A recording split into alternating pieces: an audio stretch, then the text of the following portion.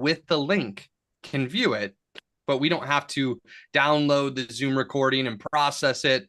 It's something I highly recommend. It just makes things a lot easier. And there we go. We've got it. We're making it happen. Good to see everyone. My friend Albert from Louisiana is here. Albert was one of the original Faith to Influence mastermind clients for our coaches program. We're just eavesdropping on Liz a little bit. Sorry about that, Liz. We got you muted now. But Albert was one of our original coaches. In fact, we ran our first ever coaches retreat when Faith to Influence transitioned from working with men as like a Christian entrepreneurial men's group to working with coaches. Albert was at the first retreat, and I made my first ever mastermind offer for our coaches program. And I think it was $12,000. And Albert stood up out of his seat and he threw his fists in the air and he said, "I'm in." And Albert's kind of a quiet guy. He likes to talk. He's got the best stories. But I didn't expect that from Albert. He said, "I'm in." And he told me I left a lot of money on the table, which really encouraged me with that first coach's offer. Albert, you got something on this? I just wanted to say I thought it was going to be 20,000. So when you said 12, I was like, oh, this is a no-brainer. I loved that. That was so encouraging to me. It's so good to see you, Albert. Good friend. There's Elaine Langford. Hey, Elaine. Elaine's starting our sales school in January. And in the Christian Coaches Academy, we've got Phil Card. Phil's on our team at Faith to Influence. Hey, Phil, thanks for being here. Berta Medina. I'm so happy to see Berta. Berta just came back from a missions trip in Africa. She's been part of our sales school, and Berta, I actually hired to help me with my speaking and to put me on a stage and to get me some video and some feedback. And she's an amazing coach for speakers and entrepreneurs. If you don't know Berta yet, you need to. By the way, this is an opportunity to network. And so if you like hear somebody's story a little bit, because I pretty much know all of you, this is like a family annual planning session. We didn't run any ads for this. A couple of you are newer to me, and I'm excited to get to know you. But feel free to send each other messages. If you want to connect with Berta, you should. If you're like, "Oh, wow, Albert's in Louisiana and likes to tell stories, I want to talk to him." Great. Send him a message. We've got Danya here. Hi, Danya. It's good to see you. Danya has been in counseling for 17 years and is transitioning to coaching now. She's awesome. 33. Oh, goodness. What happened to my memory? 33 years. That's amazing. We've got Jim Folsom. Hey, Jim. Jim's helping us write a book. He's helping me write a book about sales. He's taking the content I've put in the spoken word and he's starting to put it down in the written word and help me get a rough draft to help me get started on a book that I've been wanting to write. Thank you, Jim, for being here. He's also in our Lifetime Christian Coaches Academy. Hi, Michelle Bryant. Good to see you. I think I'm just getting to know you. I'm so glad that you're here. Thanks for joining us. Thanks for being courageous and jumping in on this. I hope it's really valuable for you. We've got my friend Steve Thompson, who's just graduating sales school now, and Lifetime Christian Coaches Academy as well. Steve is awesome. He's an athletic director and a great dad, great husband, just great person. We've got we're eavesdropping on Jewel. Sorry about that, Jewel. We've got Bethany Boring here. Hey, Bethany. Bethany is joining her third sales school with Faith to Influence. She is like the community manager practically at this point. If you don't know Bethany, she's absolutely amazing. She will encourage you and speak life into you and make you feel like just a king or queen every time you're with her. She's the absolute best. I'm sorry for everybody else, but Bethany's the absolute best. All right, you're all the best also.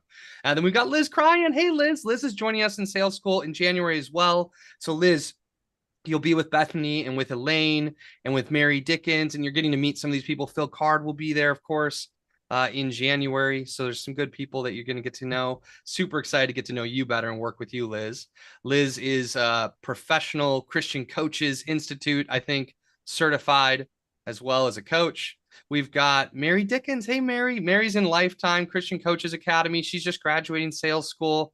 And Mary is a marriage coach, one of the best ones out there. Her and her husband really help couples with their marriage. We've got Jewel Papan. Hey, Jewel. Jewel works with us. Jewel is our amazing marketing expert and executive assistant. She lives in Colombia and will be moving to the U.S. at some point. She's amazing. We've got Laura Nizer. Laura's been in our mastermind for 3 years. She's one of my best friends. I love Laura. She actually is the mindset coach for my wife, Kara. As more and more people jump on, I'm questioning a little bit more. Should I be introducing everybody like this? But I am. I'm just doing it. I'm almost halfway through now or a little over. But Laura's awesome. She's a great mindset coach. We've got Adrian Davis. Adrian is also in sales school right now and will be continuing in January. And Adrian is an awesome health coach. so she can help you with that. Hey, Adrian, thanks for being here. Sharon Memphis is here. Sharon is an amazing nurse and an amazing person and a great prayer warrior. And she was in our last sales school. And I'm so happy that you're here, Sharon. And we've got Robin and Larry. Larry just joined Christian Coaches Academy. Hey, Larry. Jojo Hussein. Jojo and her husband, Arfan, do ads for people. So if you want to scale your business, I know Danya wants to potentially scale with ads. Jojo and her husband, Arfan, are awesome at that. And they're just incredible people. I met them at a conference years ago. Great husband and wife of faith and just wonderful, wonderful entrepreneurs. Thanks for being here, Jojo. We got Mark McElmurray. Mark McElmurray is he's a veteran. Thank you for your service, Mark, and wanting to transition into being an entrepreneur and a coach here soon. We've got Becky Wagner. Hey, Becky, thanks for being here. Hi, Warren. Thank you for joining us. Vaughn Sanders in our mastermind, been through sales school. Hey, Vaughn, thanks for being here. Vaughn is someone who coaches, he coaches introverted leaders. I think it's maybe an underserved audience. There's probably a lot of people who want to be coaches who categorize themselves as introverted. And it seems like everybody's teaching you how to coach as an extrovert. And he's going to help people honor their leadership and their assertiveness as an introverted leader. He's also great at online support and helping people out that way. He showed up for a second, was like, it almost looked like a Christmassy. It looked like you looked like a Christmas tree, Vaughn. Something was going on with his video, I think. But Vaughn's a great guy, lives in Chicago. I went to dinner with him and his wife recently with my wife, and we just had an amazing time. Vaughn is awesome. If you need help with any of your internet stuff, he's a great guy for that. Elaine, by the way, helps with websites as well. So we've got some techies here. We've got Larry. Hi, Larry. Thanks for being here. Hey, Warren. Hey, Vicky Barrios. Vicky, I love Vicky. Vicky's been in our sales school and was at our summer conference last year. And then we've got Adam Way, who is on our team and supports our marketing as well. Him and his wife, Elsie, you can see in that picture. Adam's awesome. Yes, Adam. Adam comes from Pacific time zone. It doesn't matter when we start a meeting in Central time zone. He's there and he just looks bright-eyed and ready. I don't know if he sleeps. Hard worker, great guy. Okay, awesome. We started with just a few people and I was like, I'm just gonna greet people and introduce people. But now here we are. You've all been introduced. I'm so glad that you're here. Really excited to spend some time with you guys today in a topic that I really care about, which is annual planning. Yeah, I think this is really important. It's so easy to skip, and it's so easy to kind of do in a way that's less than what we deserve. Today, we want to really like pour into you over the next 2 hours and help you reflect on 2023 and look forward to 2024, creating a plan to have your best year ever. And I've got some ideas. I want to tell you a couple of stories first, and then we're going to work through a process of reflection and planning our goals for this next year and working through some of the things that are most important to us. And so what I want to share with you is a bit of a story. And I saved a few photos into a folder on my desktop. And some of you are great techies. I thought I would be able to just like click through these photos, click, click, click, click, click. Some of you, Vaughn's probably like typing up a message to help me do this better next time. I can't seem to do that. So I'm just going to like, pop in and out of this folder a little bit and show you a few photos as I tell you some stories. This is my wife, Kara, and I. We got married in December of 2016. We just passed our 7th wedding anniversary. Kara's amazing. I never like consistently tithed or like really consistently planned. There was something about becoming married to Kara that called me to be a more true leader. And I wanted to be a leader for our family. I wanted to be a leader in the way I was showing up entrepreneurially. Becoming a dad made me want to be more of a leader. And so we started our annual planning process when we got married. And I remember spending some time on that. First, oh man, this isn't it. This isn't it. I got to show you this. This is not annual planning with Kara. This is actually on our honeymoon in an airport, playing games. Kara and I love to play games. This is a game called Settlers of Catan. You guys probably know. This is Rivals for Catan. It's a 2-player card game. Really fun game. So some intense planning going on there. But and I've got one more to show you. One more for fun. In that same location. This is how Kara was dressed for our game day. It was Christmas. We got married in December. We had 2 Christmases. We were in New Zealand flying home on Christmas. We were in our travel was like 24 hours. And when we got home, it was still Christmas. It was one of those things where you got 2 days, the same calendar day twice. But we've been doing planning since 2016. And right after we got married, we moved to San Francisco. We met and married in Colorado Springs. And Kara already being a boss, a psychology teacher at the Air Force Academy, 2-time teacher of the year, behavioral sciences, like top of her class at the Air Force. She just shakes her head when I brag about her like this, but she's awesome. She already owned a house when I met her. We had a 3-bedroom house we still have in Colorado Springs that we rent out. And our 3-bedroom house costs less per month on the mortgage, like literally half as much as the studio apartment that we rented in San Francisco. So we got married. She left her job to trust me and follow me to San Francisco, where the startup company I was working for was stationed. So we moved to San Francisco. She quit her job and had a 5-month job search. Uh, we doubled our bills overnight, and we immediately started taking on debt. But just before we moved to San Francisco, doubled our bills, and immediately started taking on debt. By the way, we went to lunch. Have anyone ever had dim sum? Have you had dim sum? Yeah, like little dumplings, Chinese food that's like, high class. You get little pieces. We went to a dim sum lunch by her job once she did get one, and they pushed a cart around. They showed you all the food, and it looked so good. But we were just like, okay, yeah, we'll have that. We'll have that. We'll have that. Dim sum is known for being inexpensive, and you can like try a bunch of different things, and it's like really like really affordable and tasty, good food. And we got done like picking these things off the cart and eating our little lunch. And I don't feel like we overindulged or anything. And we got a bill for lunch that was like $117, and my jaw dropped.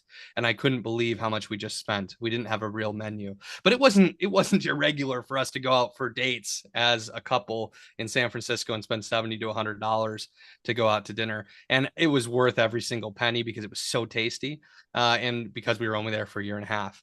But when we were in San Francisco, right before we went, we did our first annual planning session. I had been reading a book that to this day is one of the books that has most changed my life. It's called You and Me Forever: Marriage in Light of Eternity by Francis Chan. It's like Francis Chan, he'll kind of punch you in the gut.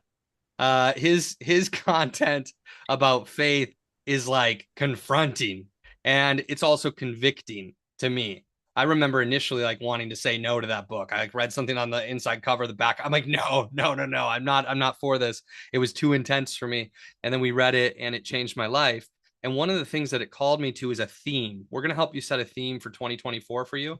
It called me to a theme for the year that I shared with Kara, and she felt convicted into, which was we made 2016 the year of radical giving. That was our theme.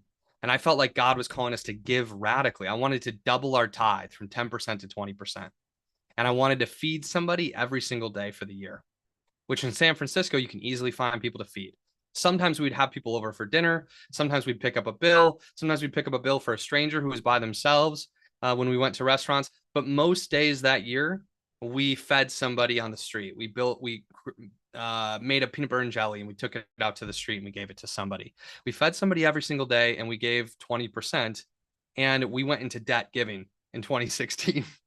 And halfway through the year, Kara, like, I came home from work and Kara had a notebook and she had written some things down. She's like, hey, let's talk a little bit. Like, here's where we're at financially. Here's where we look like we're projected to be at if we keep giving 20%. Maybe we should just go back to giving 10%. That's pretty good.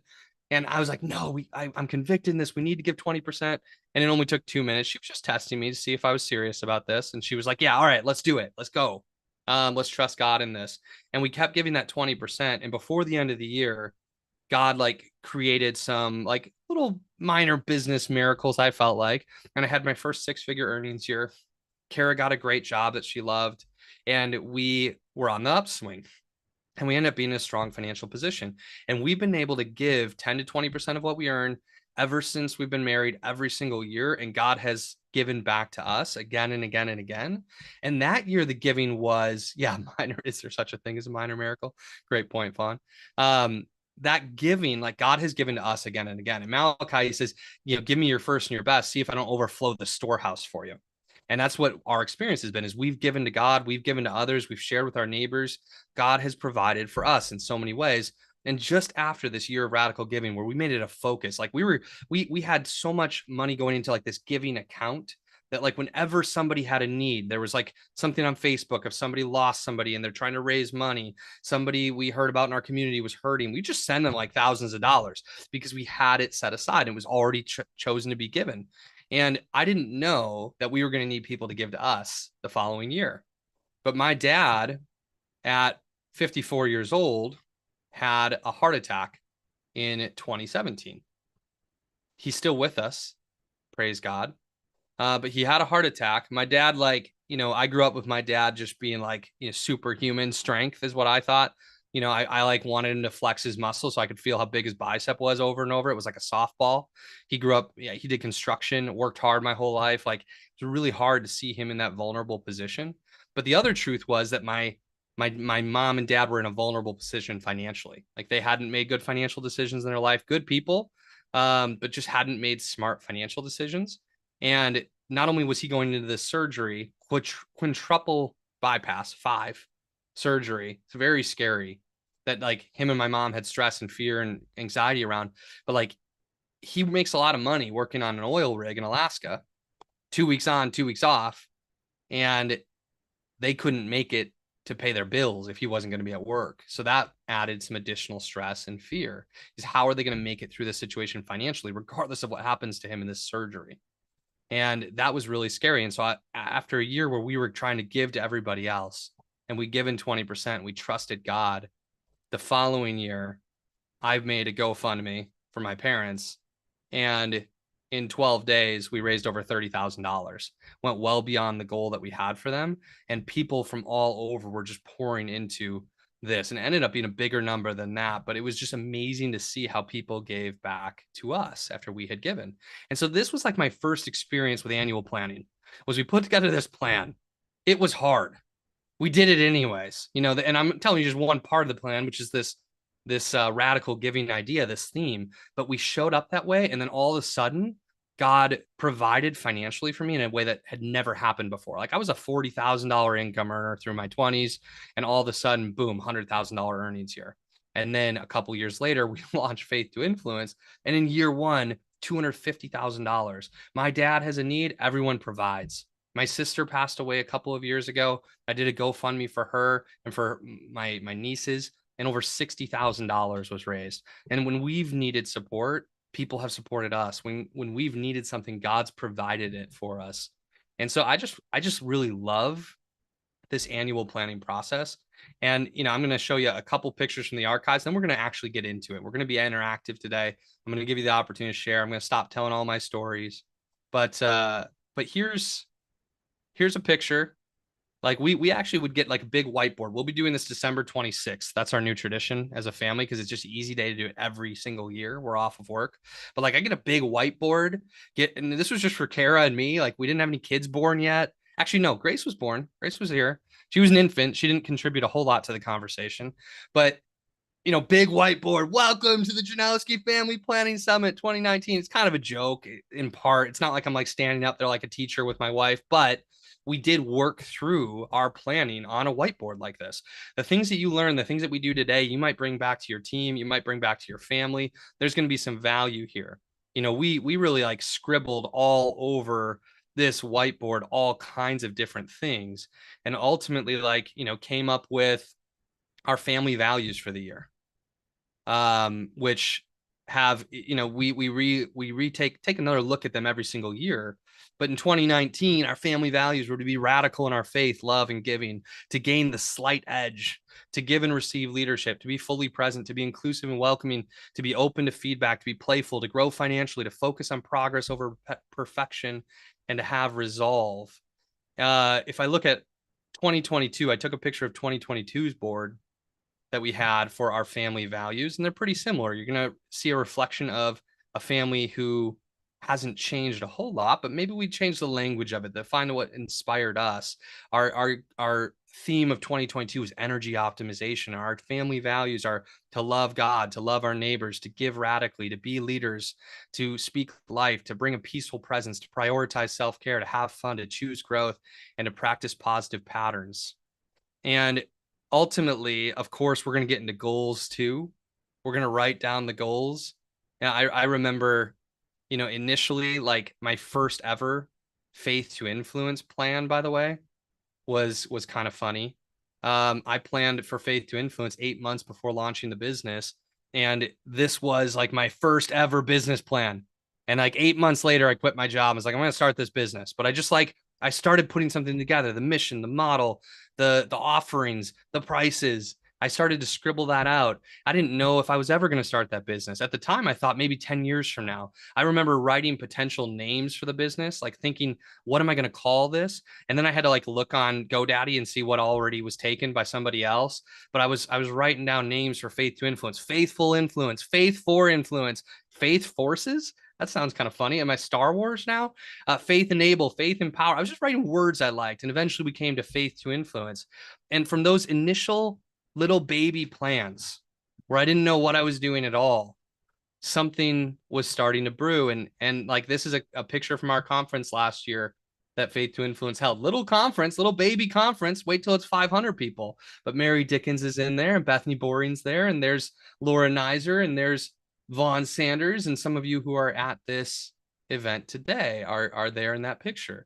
I had a funny opportunity. Here's the last picture. This is the end of the story. We're going to move into the good stuff. Some of you are like, I love these stories. And some of you are like, let's go. Let's get into the stuff. All right, we're almost there. We're going to go. We're going to get into it. But I want you to feel like you're coming from a place of inspiration. This is my office. This is everybody just like crowding into my office from sales school at the last conference. Pretty fun to have everybody here in the room with me. So these are like little expressions of dreams come true. And I remember those plans. I remember those early years with Kara, and I remember some of the challenges and some of the struggles, and some of you are in some of that right now. And then I remember like how pleasantly surprised I was when we collected 250 grand in revenue my first year. And that like within 3 years, we had over $1 million in collected revenue, and like all the cool things God has done since then. And it began with a plan. It began with a reflection of where I was at and a plan for where I wanted to go. I received a really cool text message this morning from Bethany Boring, who's on the call today. Bethany's amazing. I told you this. And what she told me in short, and Bethany knows, like, man, she's always telling me something encouraging, and then I'm telling everybody else what she told me. And she kind of shakes her head, but she's just so smart. And what she reminded me was that we can help people like take action, and people do that. But more important than like the big goals and all the action is, like she said, life is found when our doing is a direct result of our being. Life is found when our doing is a direct result of our being. And so we're not just going to focus on doing in the way that we do annual planning. We're going to focus on being. We're going to help develop who we are, take a stand for who we are and who we want to be in the marketplace. And so that's why we're going to talk about things like values, and we're going to reflect, and we're going to celebrate, and we're going to learn from the previous year, because who we become is so much more important than what we do. It creates the leverage for what we do. It makes everything that we choose to do easier. And so we're going to take this from both of those angles today. Everybody okay with that? All right. No hand raises, no nods. Oh no. Okay, yeah, I see some. My screen froze for a second. I'm sure you're all very enthusiastic while I was frozen. Thank you for that. All right, good. Let's get into it. Here's the first step of our annual planning process that we're going to get into. Step one is reflecting on the wins and the celebrations of 2023. And so this is a workshop. This is not me just teaching you some ideas. I want you to actually be actively engaged during this process. So right now, I want you to just grab a notebook, grab a journal, and begin to write. What are some of the wins that you've had in 2023 that you want to celebrate? What are some of the praises you have for what God has done for you this year? And I'm going to kind of talk and brainstorm with you a little bit. You can tune me out if you're on a thread and just run with it. What are the big wins, the big celebrations of the year? If you need help thinking of things, though, I'm going to give you some ideas. You know, when I do this, I like to pull up my calendar because I put everything in my calendar. I'll scroll back from the beginning of the year. I'll be like, oh man, that was a great meeting. Oh my gosh. Before this year, I didn't even know Elaine Langford. I'm so happy I met her. That's a win, was meeting Elaine. In fact, we've like worked on developing some scaling strategies in our business that are new. I've done things an old school way and growing a multiple six-figure business, but now we're really focused on scaling. And Elaine was the first sales school sale to come through our new scaling pipeline that Phil and Adam and Jewel have worked so hard on. Oh my gosh, what a great win. Something to celebrate. When I look back at my calendar, I can see dates that I went on with Kara. And I'm like, oh man, that was such a good meal. Like, you know, we'll literally celebrate the great dinner we had. We went to a place called Brandywine recently in Cedarburg, Wisconsin. It's a little town. It's tapas. Oh, the food is so good. My mouth's watering thinking about it right now. I'll celebrate that all day. Vacations, time off, breakthrough realizations, new people you met, sales you made, bold decisions you made. Some of you in the last year, you probably did your first Facebook Live, or you launched a podcast, or you shared about your business boldly for the first time, or maybe you launched your business, or maybe you made a decision that you're proud of. You could even celebrate being here. I decided to take 2 hours on a Friday right before Christmas to make myself better. It's a great celebration.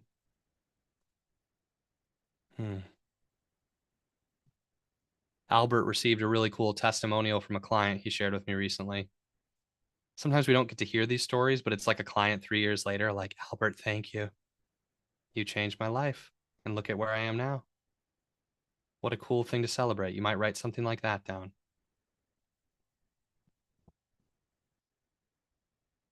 Laura Nizer started coaching Kara, and Kara tells me after every call that Laura's the greatest coach on the planet. And I'm only a little bit offended. Just kidding. I'm not offended at all. Laura's an exceptional, exceptional coach. But how cool that, like, I've been Laura's coach for 3 years, and her coach trusts her enough to refer his wife to be her client. Like, that says a lot about Laura. I know her very well. Our family now pays Laura as much as Laura pays us. Isn't that interesting? Bet she didn't expect that or plan on that when she joined the mastermind. It worked out. Hey, I've often said, Justin, if we all just hire each other as coaches, we could just make a living just in this group and not go outside of it at all. There we go. There we go. Adrian turned 40 and didn't get depressed about it. Amen. Yeah, like celebrated turning another year older. That's super cool. Adam and his wife just went on an amazing vacation to Hawaii. I was very jealous when I saw pictures. What a great thing to celebrate. Berta just returned from this missions trip in Africa, had an incredible impact, sang songs, danced, experienced life with people in a cool way. I know Vaughn's writing down his dinner in Chicago with the Janowskis, how much fun we had.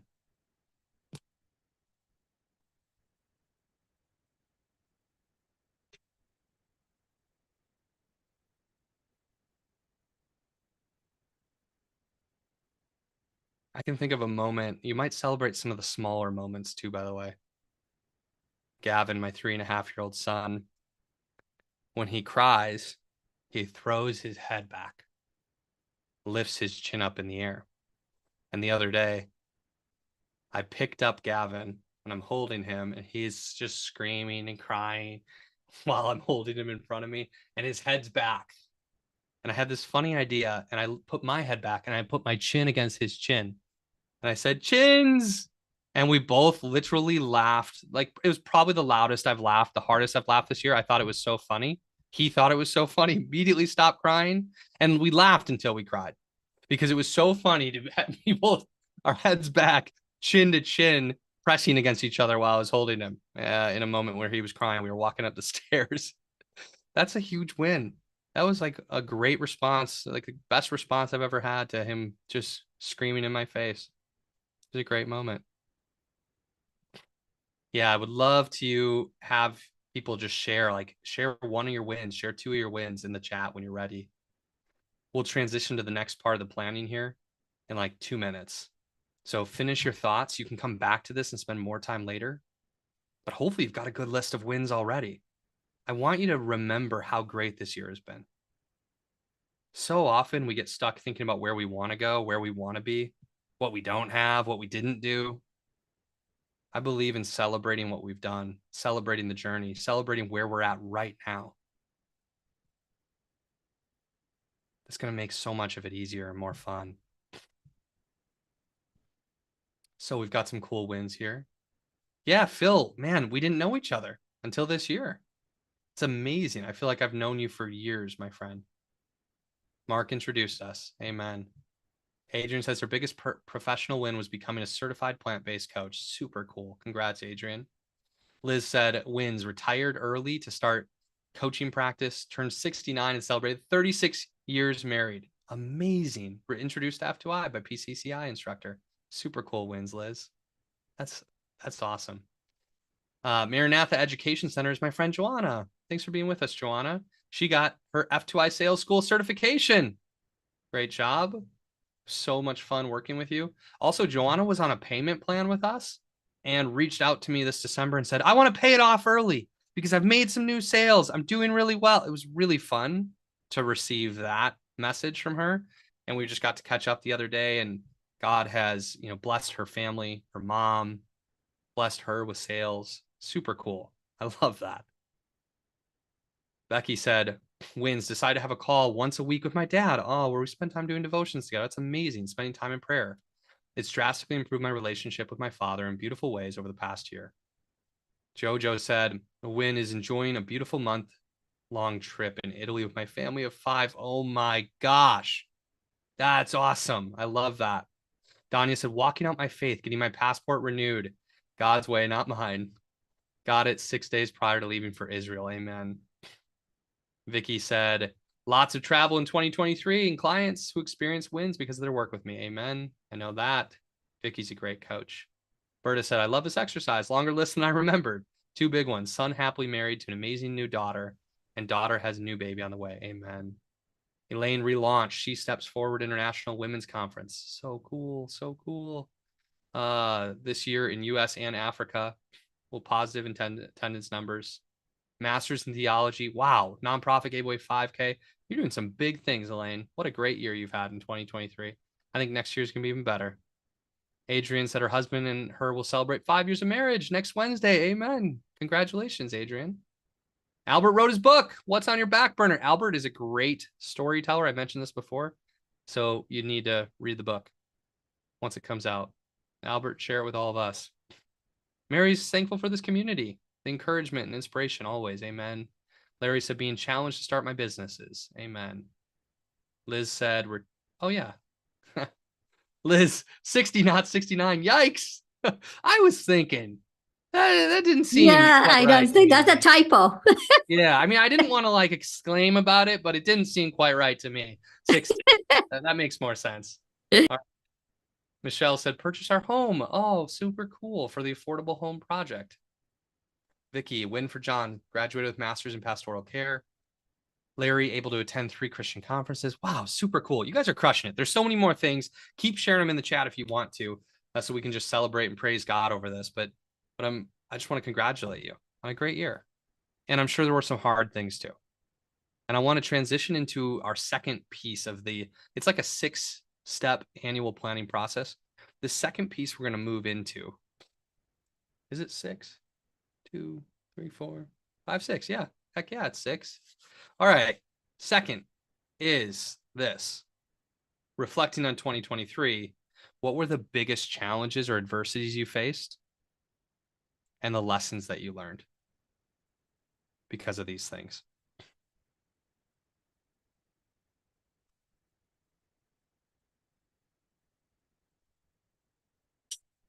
Could you repeat that, please? Yeah. What are the biggest challenges and adversities you faced in 2023? Gosh, I know for some of us, it's heavy. Some of you have faced some heavy challenges and burdens this year. Adversity has struck. In my experience, by the way, the enemy always attacks when we're about to do something great. We need to persist through that. Might mean you're on the verge of something really big. But what were the challenges? What were the biggest adversities? And when we know what those are, the question is, what are the greatest and most important lessons that we've learned? So that we can turn the challenge, we can turn the adversity, we can turn the pain into a lesson that's going to make us better next year and every year the rest of our lives.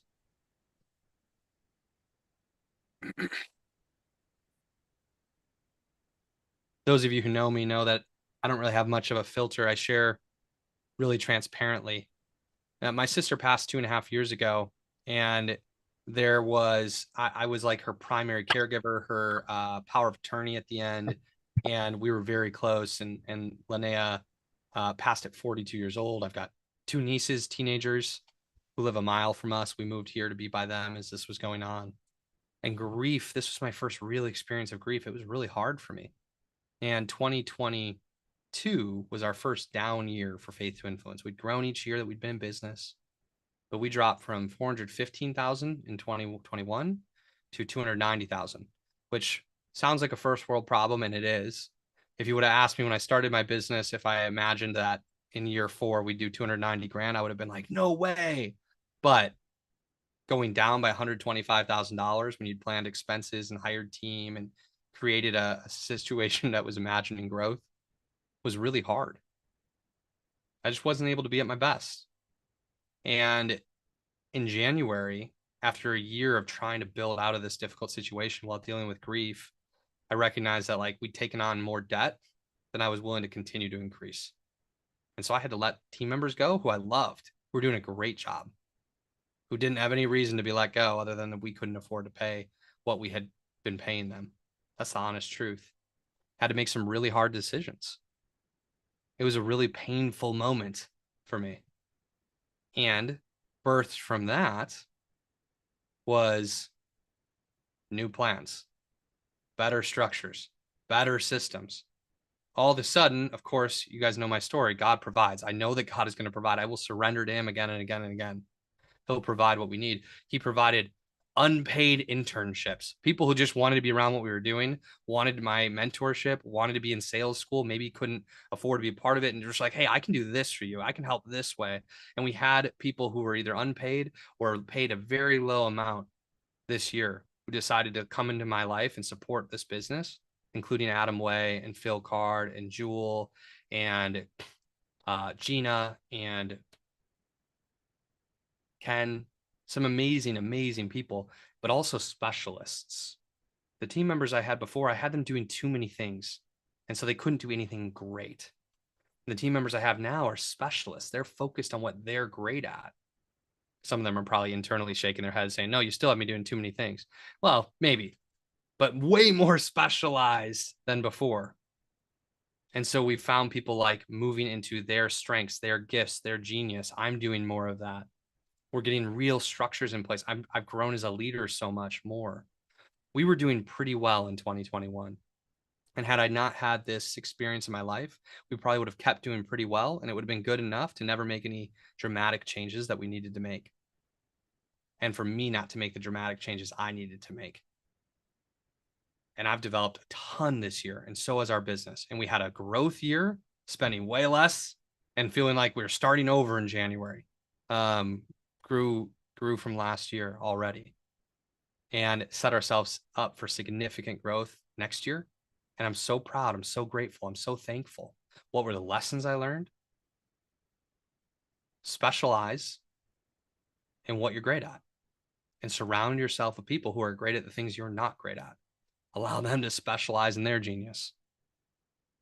Have systems and processes that make things easier. Create recurring revenue.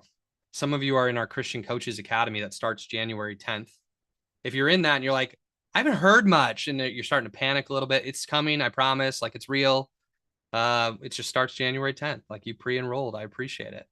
I don't think anyone's panicking, but I'm really excited about that program. It's going to be a $75 a month program. We've always had programs between $5K and 15K. And now to have a $75 a month program for Christian coaches is something I'm super, super, super excited about. But I know it's going to be a value to the people who join that program, but it's also a value for us as a company. If and when we have, and we will have hundreds of people in that program, hundreds of Christian coaches paying $75 a month. $75 doesn't sound like much, but when you have 300 people in a $75 a month program, that's $270,000 a year. That almost 300 people in that program almost matches what we did all of last year in 2022 when we had that down year. We can double our business with a $75 a month program. I guarantee it. I know we will. And that revenue is like more recurring and accountable. So if I were to go through something, like what we have to deliver in that program to satisfy a $75 a month, it's just so much different than a $10,000 program. And it makes it feel like we're not going to have to make all brand new revenue every year. By the way, we're offering it for $50 a month for people who register before January 10th. Phil, can you share the link for that in the chat here in a second? This is my big offer for the day, guys. Our Christian Coaches Academy, most of you, like half of you here are already registered in it, but it's going to have 25 training lessons on things like how to design your business, how to launch it, how to grow and build, and how to scale, along with how to give along the way, which is such an important part of my story and our success. So there's going to be 25 amazing training sessions in there. And then we're going to have a weekly group prayer networking call where you can get in we're going to have dozens of people in there week one and eventually hundreds of people. We're going to do breakout rooms like 5 each week with new questions to answer and ways to network and pray for each other. And 40 of the 60 minutes is going to be those small group prayer groups. You're going to be able to meet new Christian coaches and entrepreneurs every single week of the year if you want to. And it's only $50 a month. Plus you have this training library. Plus every single quarter, we're going to do this planning session that we're doing today. This is a preview of that, but you're going to get that with me every single quarter for as long as you're in that community. And right now we're sending out a really cool gift box that's going to include a copy of our coach's playbook.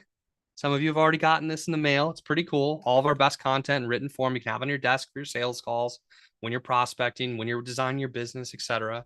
We're going to include a Cutco knife. It's actually worth $88. I keep saying 75. It's an $88 Cutco knife. Pressy Martinez, who's been in our mastermind for 5 years, gave me 100 Cutco knives in exchange for our 6th year in the mastermind. After last year telling me, this is my last year, no matter what, I'm not doing another. I'm like, cool, that's fine. 5's plenty. But now he came to me with this idea. Well, what if I gave you 100 of these knives? I'm like, sweet, I'll give them to other people. Deal. You're in. And so the first 100 people who join this program get an $88 Cutco knife for free. They're going to get a copy of Jesus Calling. It's my favorite devotional. My wife and I love it. 365-day devotional, leather bound. And you get a mystery faith to influence swag item. I like mysteries. It could be a mug. It could be a t-shirt. It could be a hat. It could be a journal. Anyways, we'd love for you to join us. Can we share the link one more time just so it's at the bottom of the chat here? Phil, for those of you who want to join, many of you are already in this with us, but we want to give you this $50 a month special. If you jump in at $50 a month, you'll never have to pay the 75. When we raise it to 100 or 150, you'll never pay those prices. You're locked in at $50 a month forever.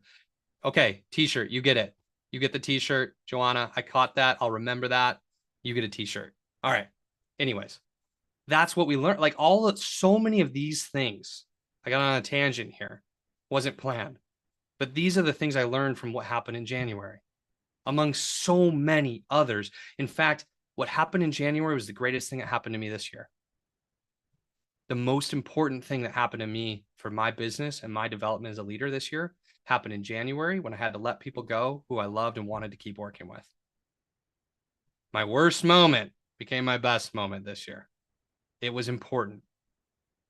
And those people are okay, by the way, and we're friends. Okay.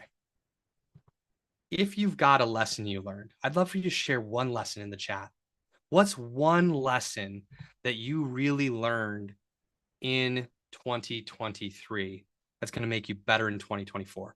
We don't need the whole story. I know that would take a lot to type in. But if it was my story, I could write leadership. Like I learned a lesson that called me to greater leadership, or I might say specialization, or I might say systems and processes, or I might say monthly recurring revenue. Yeah, Vaughn, I have everything I need. What an important lesson. I have everything that I need. Sharon says she learned to slow down and listen to God. I love that. By the way, if you are a big reader, one of my favorite books of all time, I mentioned one earlier today that changed my life forever. You and Me Forever, Marriage in Light of Eternity by Francis Chan. Changed my life forever. Another book that changed my life was The Ruthless Elimination of Hurry. The Ruthless Elimination of Hurry. I highly recommend this book.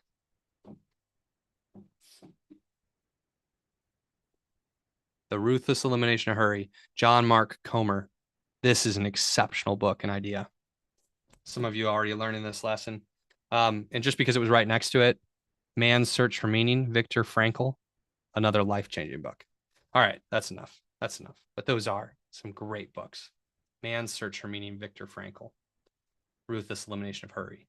Okay, some good things here to slow down. Yeah, Adam said to go at the pace of God. Patrick said, my body, how to build muscle and have a system I can do for the rest of my life. Amen. Love that, Patrick. So glad to see you, Patrick. Patrick Moore was also in our original men's group. He became a client during the first few months of Faith to Influence's existence and became a great friend. Good to have you here, Patrick. Phil says, don't take for granted that people will be with you as long as you think. That hits heavy for some of us, right? How can we just love and appreciate the people we have a little bit more right now? Because tomorrow isn't promised.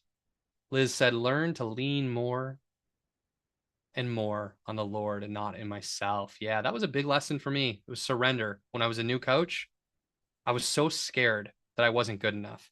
I was so scared that I couldn't do it. I remember I sold 8 men to our first ever men's retreat. And the day before, I was sitting in the middle of the event space, waiting, like preparing, thinking, and feeling like I had in a moment, like I couldn't do it. I won't tell you the whole story of all the things that led to that. I was just like, I don't know if I can do this. And I cried in that chair, imagining the other men there the next day with disappointment on their faces in the middle of the session. Imagining that I could tell that they wished they hadn't invested in my coaching. Of course, I had to let go. I had to surrender. I'd say, maybe I can't do this, but God can do anything. Work through me, God. By the end of that weekend, we had over $100,000 booked. I was 3 months into running my business, had a 6-figure business in 3 months. God had bigger plans. I just need to get out of the way, surrender, let go, and trust him. And I need to move into action. All those things are important. Thank you for that lesson, Liz. Berta said, I really resonated with the starting over. That's what it felt like for me in 2023, but God breathed life into an entire new model for my business. Yeah. Sometimes we have to pivot. Let's accept the pivot when we need it. Now, a lesson that some of us need, and one of the ones I learned this year, is I also need consistency. I need to not have a shiny light syndrome where I'm moving to the next thing, next strategy, next idea, new coach, next thing. Ooh, let's do that. I've got 1,000 good ideas. Phil Card has 10,000 good ideas. We can't possibly do 11,000 new ideas at once. So what Phil's teaching me is like, let's just narrow into this idea and let's come in and optimize this a little bit more and a little bit more, a little bit more, a little bit more. Let's do the one thing over and over and over again, make it a little bit better, a little bit better, a little bit better. So we need to optimize. We need new ideas. It's okay to pivot, but oftentimes we need to say no. This was the podcast episode this week, Sales Strategies for Christian Coaches podcast. It was saying no more often. Oftentimes we need to say no to the new idea. We need to say no to the shiny light. We need to continue to stay the course long enough for the strategy to work. But yeah, when it's time to pivot, it is. And you'll know the difference. We need to discern. Albert said, my best friend of 45 years died in February. Lesson, live now. Yeah. Oh, sorry to hear that, Albert. I know others have lost people that we love this year. And don't we just like allow ourselves to play small because we're scared of the wrong things? Like some of us are just so afraid of what some person that we haven't talked to in 5 years is going to think about us on Facebook if we tell them we're a coach. By the way, the algorithm may or may not even show that person you're afraid of your post. They probably will never see it. And if they do, they probably won't be worried about it or concerned. We really worry about some of the wrong things.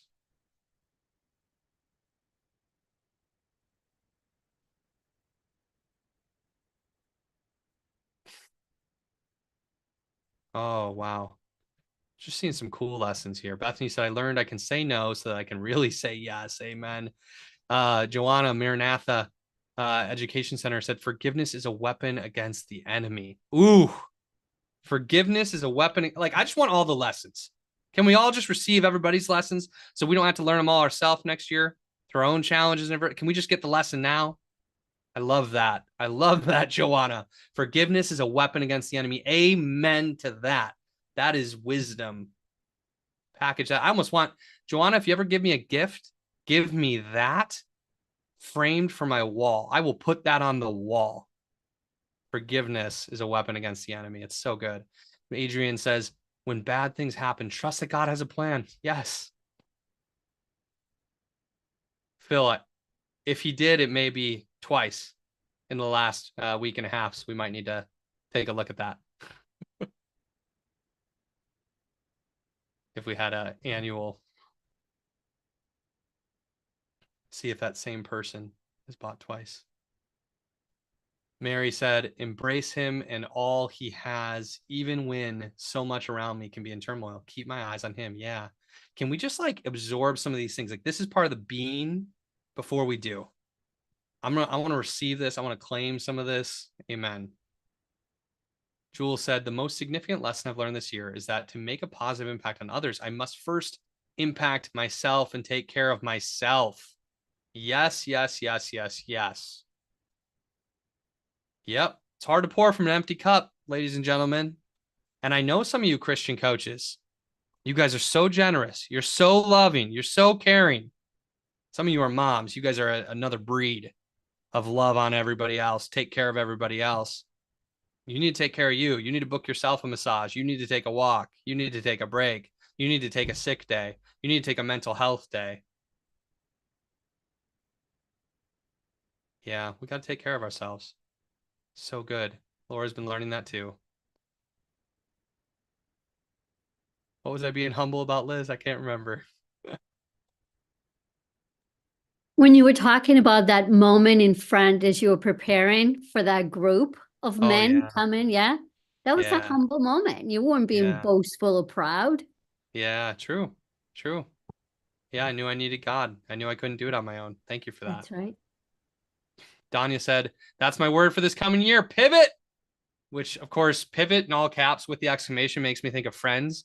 Who's seen the Friends scene? There. That's what you're talking about, Danya? Pivot, pivot. That's so funny. I love that. Say Danya was on mute, but I know she was saying something pretty fantastic there. You want to speak to that, Danya? Somehow we can't Here, sorry, I thought I had unmuted myself. That was the exact thing that God gave me. First, he's spoken pivot, pivot, pivot over and over and over in the last 2 months. So it's my word for the end of the year going into 2024. But the Friends episode was with the couch going up the narrow way. You know, you have to pivot, pivot, pivot to find that narrow way for something to go through. And that's what God used exactly. It was the Friends episode. It's so funny. All right, here's what we're going to do real quick. It's worth it. So I'm going to take us a moment. You got to make annual planning fun, especially if you want to bring this to your spouse, you want to bring this to your kids, you want to do it with others. It's got to be fun when people aren't going to want to do it. All right, here we go. If you haven't seen the, oh boy, you know what? I need to optimize for sound before I do this on my shares.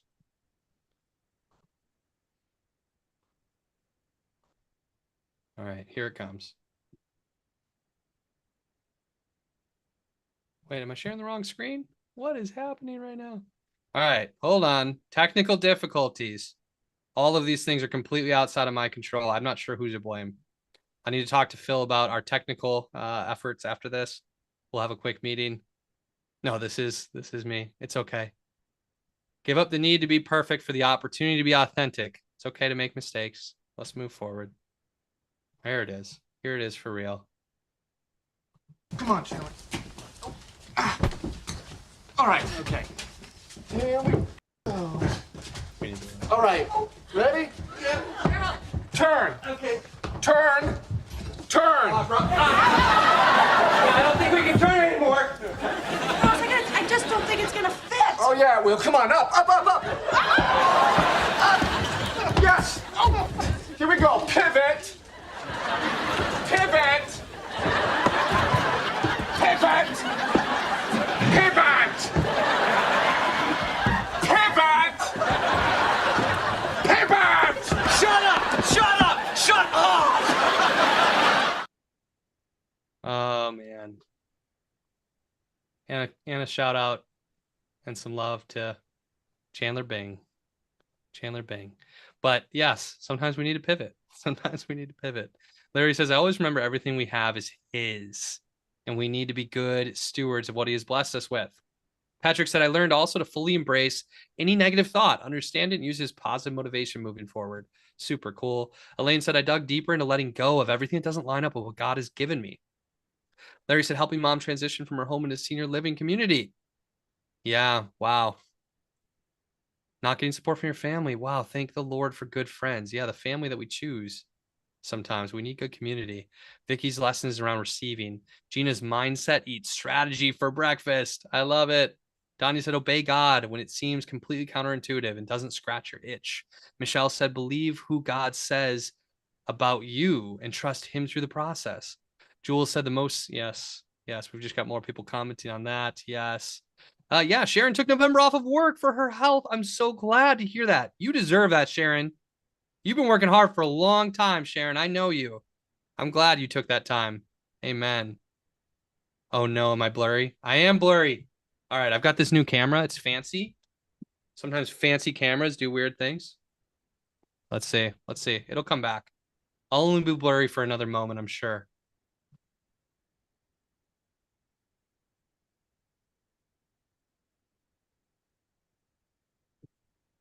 Cool. The perfection authenticity. This is Hal Elrod, my first coach.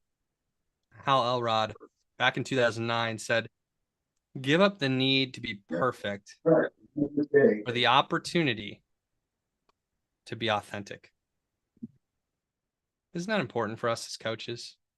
Give up the need to be perfect for the opportunity to be authentic. Let's just make mistakes. Let's just fall forward. Let's just laugh at ourselves when we have to try or share our screen 7 times to show a video clip that's 45 seconds. And move on. People understand. They get it. We've all been there. It's okay. Cool. All right, guys. Very good. It sounds like you really learned a lot in 2023. I want to congratulate you for the lessons you've learned just as much as the wins that we've celebrated today already. The next thing we're going to move into, step 3 of 6. We're right on time. Step 3 of 6 is to consider your values for 2024. These can be your personal values. These can be your company values. These can be your family's values. Maybe it should mean something to be a Dickens, to be a Nizer, to be a Thompson, to be a Davis, to be a Vargas. Maybe that should be clear. Maybe you and your family should agree upon these values together. So here's how Kara and I do it. And now, like, we've done this enough years in a row that our values are pretty set. We're going to review the list each year and adjust from there. But for the first several years, we just did a fresh start each year until we settled into who we really wanted to be as a family. What we would do is we'd make a list. We'd brainstorm all the values that are important to us as step 1 in this. Just like, don't edit in your head. Write every single word or phrase down that feels like an important value. And the editing can come next. So let's do that right now. Again, you can tune me out. You're on a train of thought. You run with your own thing. Don't listen to me. But I'm going to give thought joggers for those of you who need a little bit of a starter. So we might make a list that includes things like honesty, love, generosity. We're thinking through like the things that are most important to us. In fact, I've got one of these old pictures.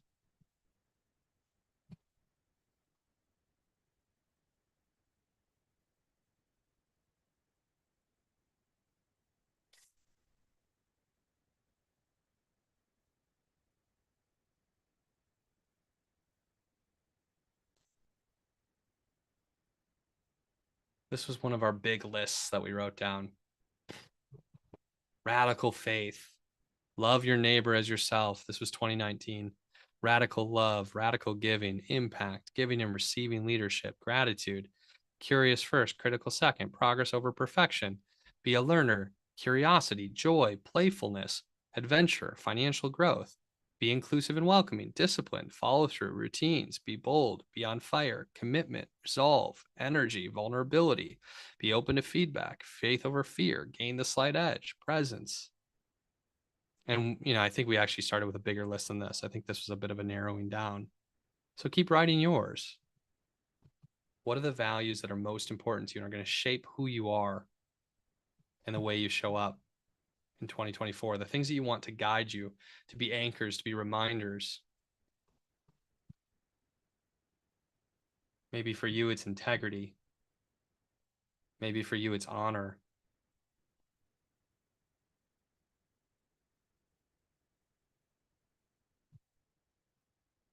Patrick says he notices some fruits from the Holy Spirit.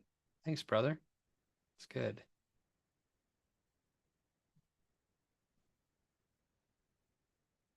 Larry says, honor God in all that I do. Trust God in all my ventures.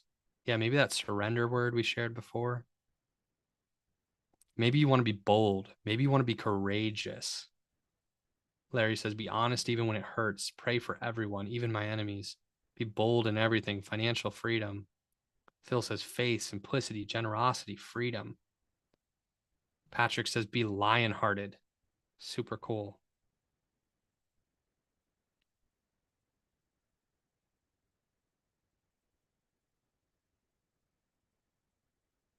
Maybe for you, you recognize that you need to be confident to be the leader that God's calling you to be. Maybe you need to be trusting. Maybe you need to be trustworthy.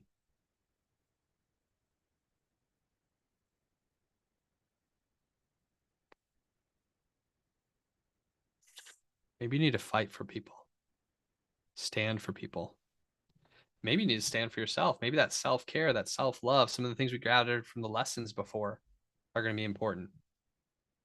Maybe consistency.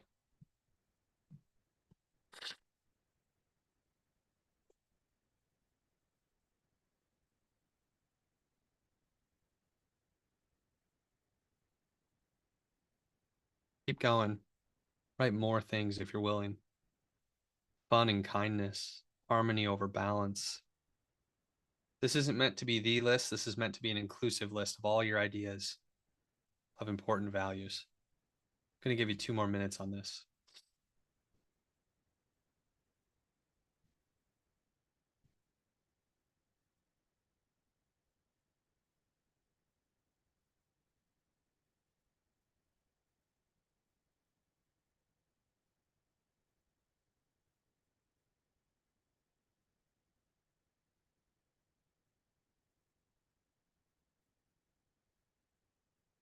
Albert, you sent me a text message, but I'm wondering if it was meant for somebody else.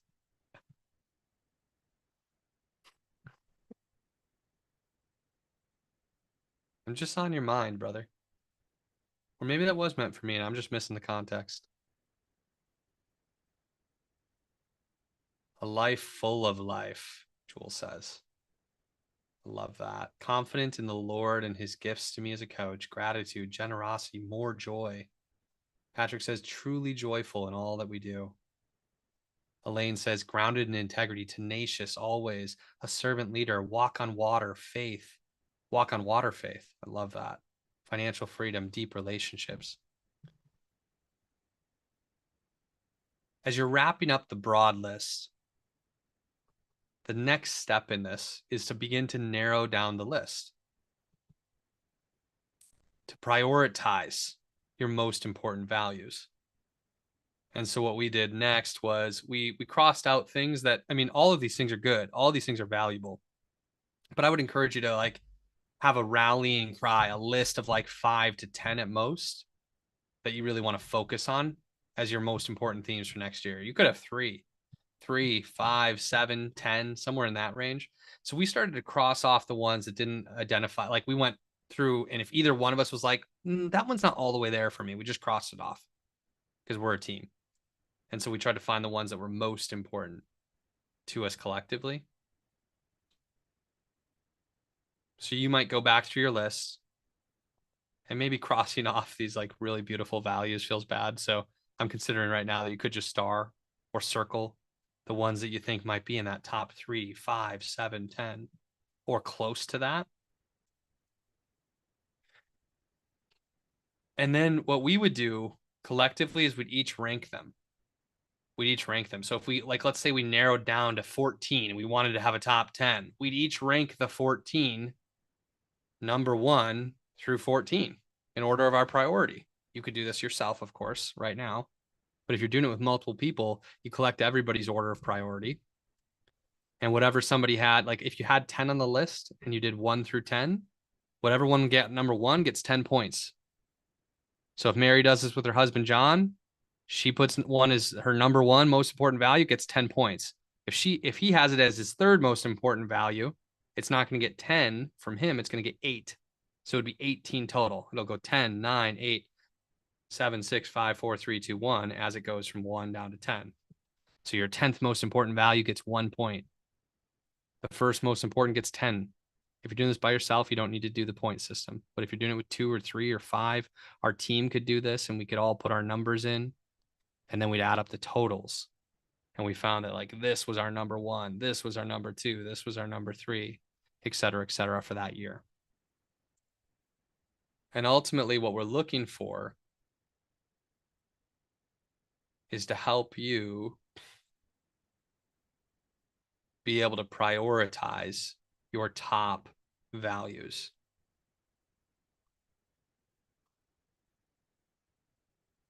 Could be 3 of them, could be 5, could be 7, could be 10. You draw the line. Sometimes focusing on less is more. But we have this posted in our kitchen. On December 26th, we'll involve our kids in the annual planning for the first time this year. They're 3 and 5. We'll see how far they get. You know, I'm sure they'll set some goals like I don't want to hit my brother, or I want to, you know, listen better, or I want to eat all my vegetables. Great. Get some good goals set for them. But I know one of the first things we'll do is we'll grab our board and we'll talk through the values and explain what they each mean to our kids. The Janowski family values. These aren't really going to change a whole lot anymore. After doing the 7 years, like we're pretty set on them. We'll review them. We'll consider change each year, but it's not a fresh start anymore. It was a fresh start for like 3 or 4 years in a row, just to like really find ourselves in this. But now this is pretty clear. This is what it is. And this is in the kitchen. We can see this all the time. Love God, love our neighbors, give radically, be a leader, speak life, bring a peaceful presence, prioritize self-care, have fun, choose growth, practice positive patterns. Do we fall short of these sometimes? Absolutely. Man, I fall short of bringing a peaceful presence sometimes. I really want to be a peaceful person. And 3 and 5-year-olds have a way of sometimes making that task very difficult. They got a lot of energy, a lot of excitement. But I want to be reminded of these things. I want them to be an anchor. I want to come back to them again and again and again. So if you can, prioritize your values now. If you need more time on this or you need to consult somebody else, you come back to it later. But it'd be great for you to have a rough draft, have it done for you first. And then the next question is, what is your theme for the year? Is there a single word? This is step 5? No, step 4 now, excuse me. Step 4 is your theme for the year.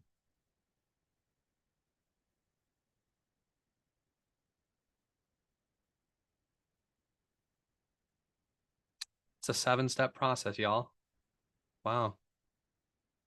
It's not 6, it's 7. I suppose it was 6 if I counted the reflection of wins and lessons all as one step, but I think they're 2 separate steps. So we got a 7-step process for you. But this is step 4 is to get your theme for the year. And it might be a single word, or it might be a phrase. What's this year about for you? It might have nothing to do with your values. Maybe it is a specific value.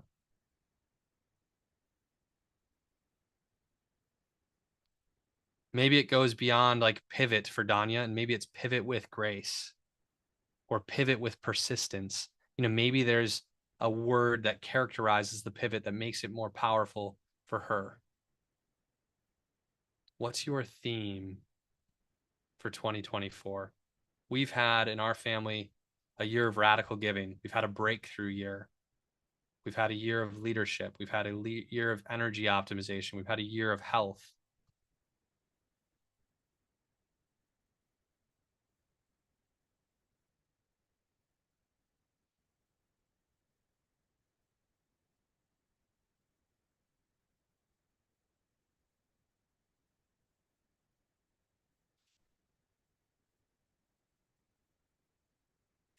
Bonus step. Yeah, Vaughn. Yep, you get a bonus step. You paid for 6. We're giving you 7. Oh, no, you didn't pay, actually. Excuse me. Yep, they're all bonus steps. You get 7 bonus steps today in our free workshop. I hope this is valuable for y'all. Resilient freedom is Patrick's theme for the year. Elaine says she steps forward with expectation. Cool. Laura says strategic action. I love this for Laura. She shared this with the mastermind this week. So cool. Transformation for Vaughn. Man, I get all the feels with a word like that. Transformation. Sharon says, as I surrender, I trust. Berta says, impact generously. Liz says, confident in the Lord. I knew that text wasn't for me, Albert. That's funny. But yes, I'm glad we caught it so you can send it to somebody else.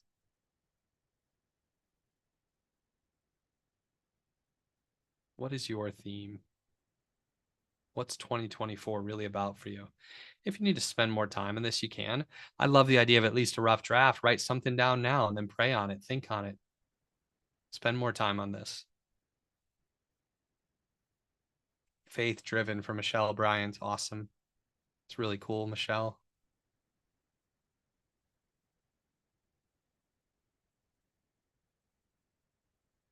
We'll spend one more minute on your themes. Love to see them in the chat if you're willing to share. Adam says, walk in spirit and truth. And usually like gut instinct, something pops in your head. That's probably just it. That's my experience in life. Doesn't mean you can't think about it. Doesn't mean you can't change it later.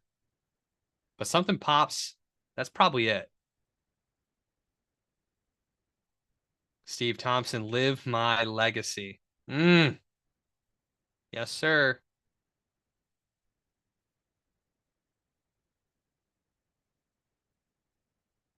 Good stuff, everyone.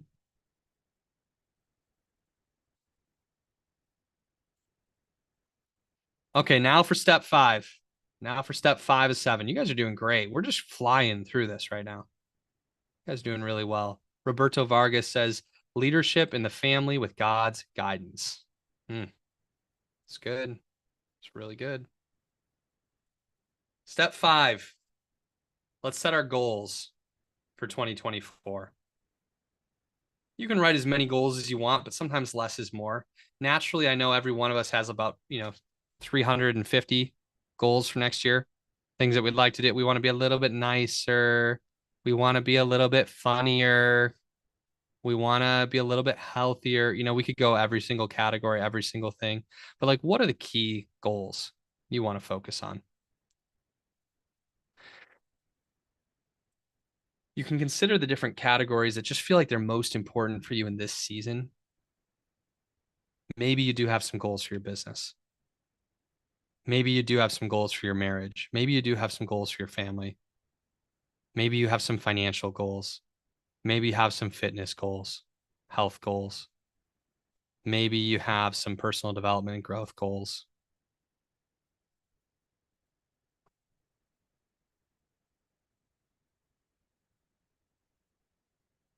Maybe you have some faith goals, some relational goals. but what are the 1, 2, 3, maybe 4 or 5, the 1 to 5 goals that you really want to accomplish in 2024? If possible, I like goals to be clearly defined, so we know without a shadow of a doubt by the end of the year whether or not we've achieved them. Some goals are that way.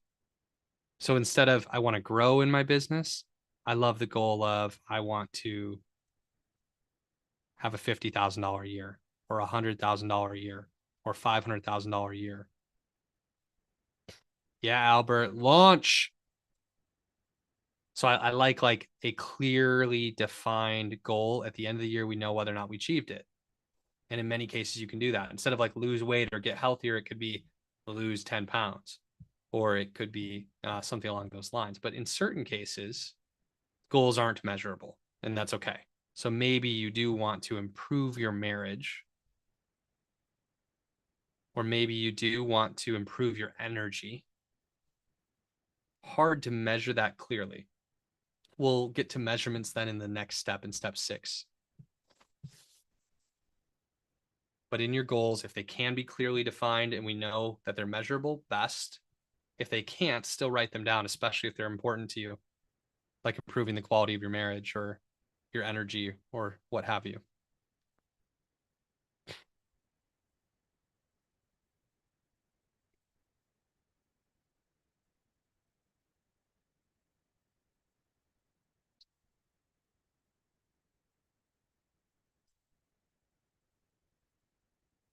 For me, I'm excited to have our biggest year ever.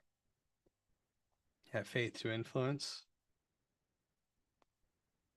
Put together a really thoughtful revenue goal the other day, and I think it's very attainable and realistic. I'd really like to have a $435,000 a year.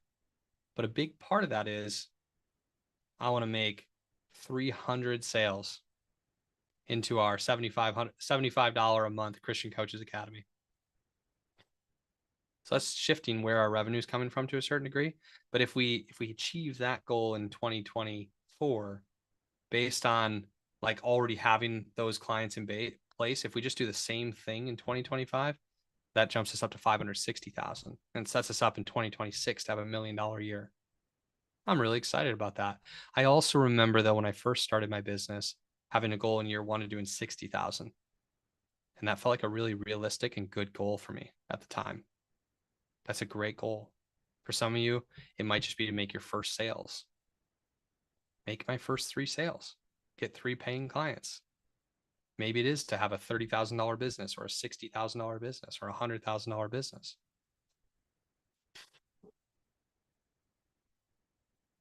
I do want to be a more patient dad in 2024. Less measurable. So in the next step, I'll get into measurements of stuff like that. If you want to share some of your goals in the chat, now's the time where you can do that. You don't have to.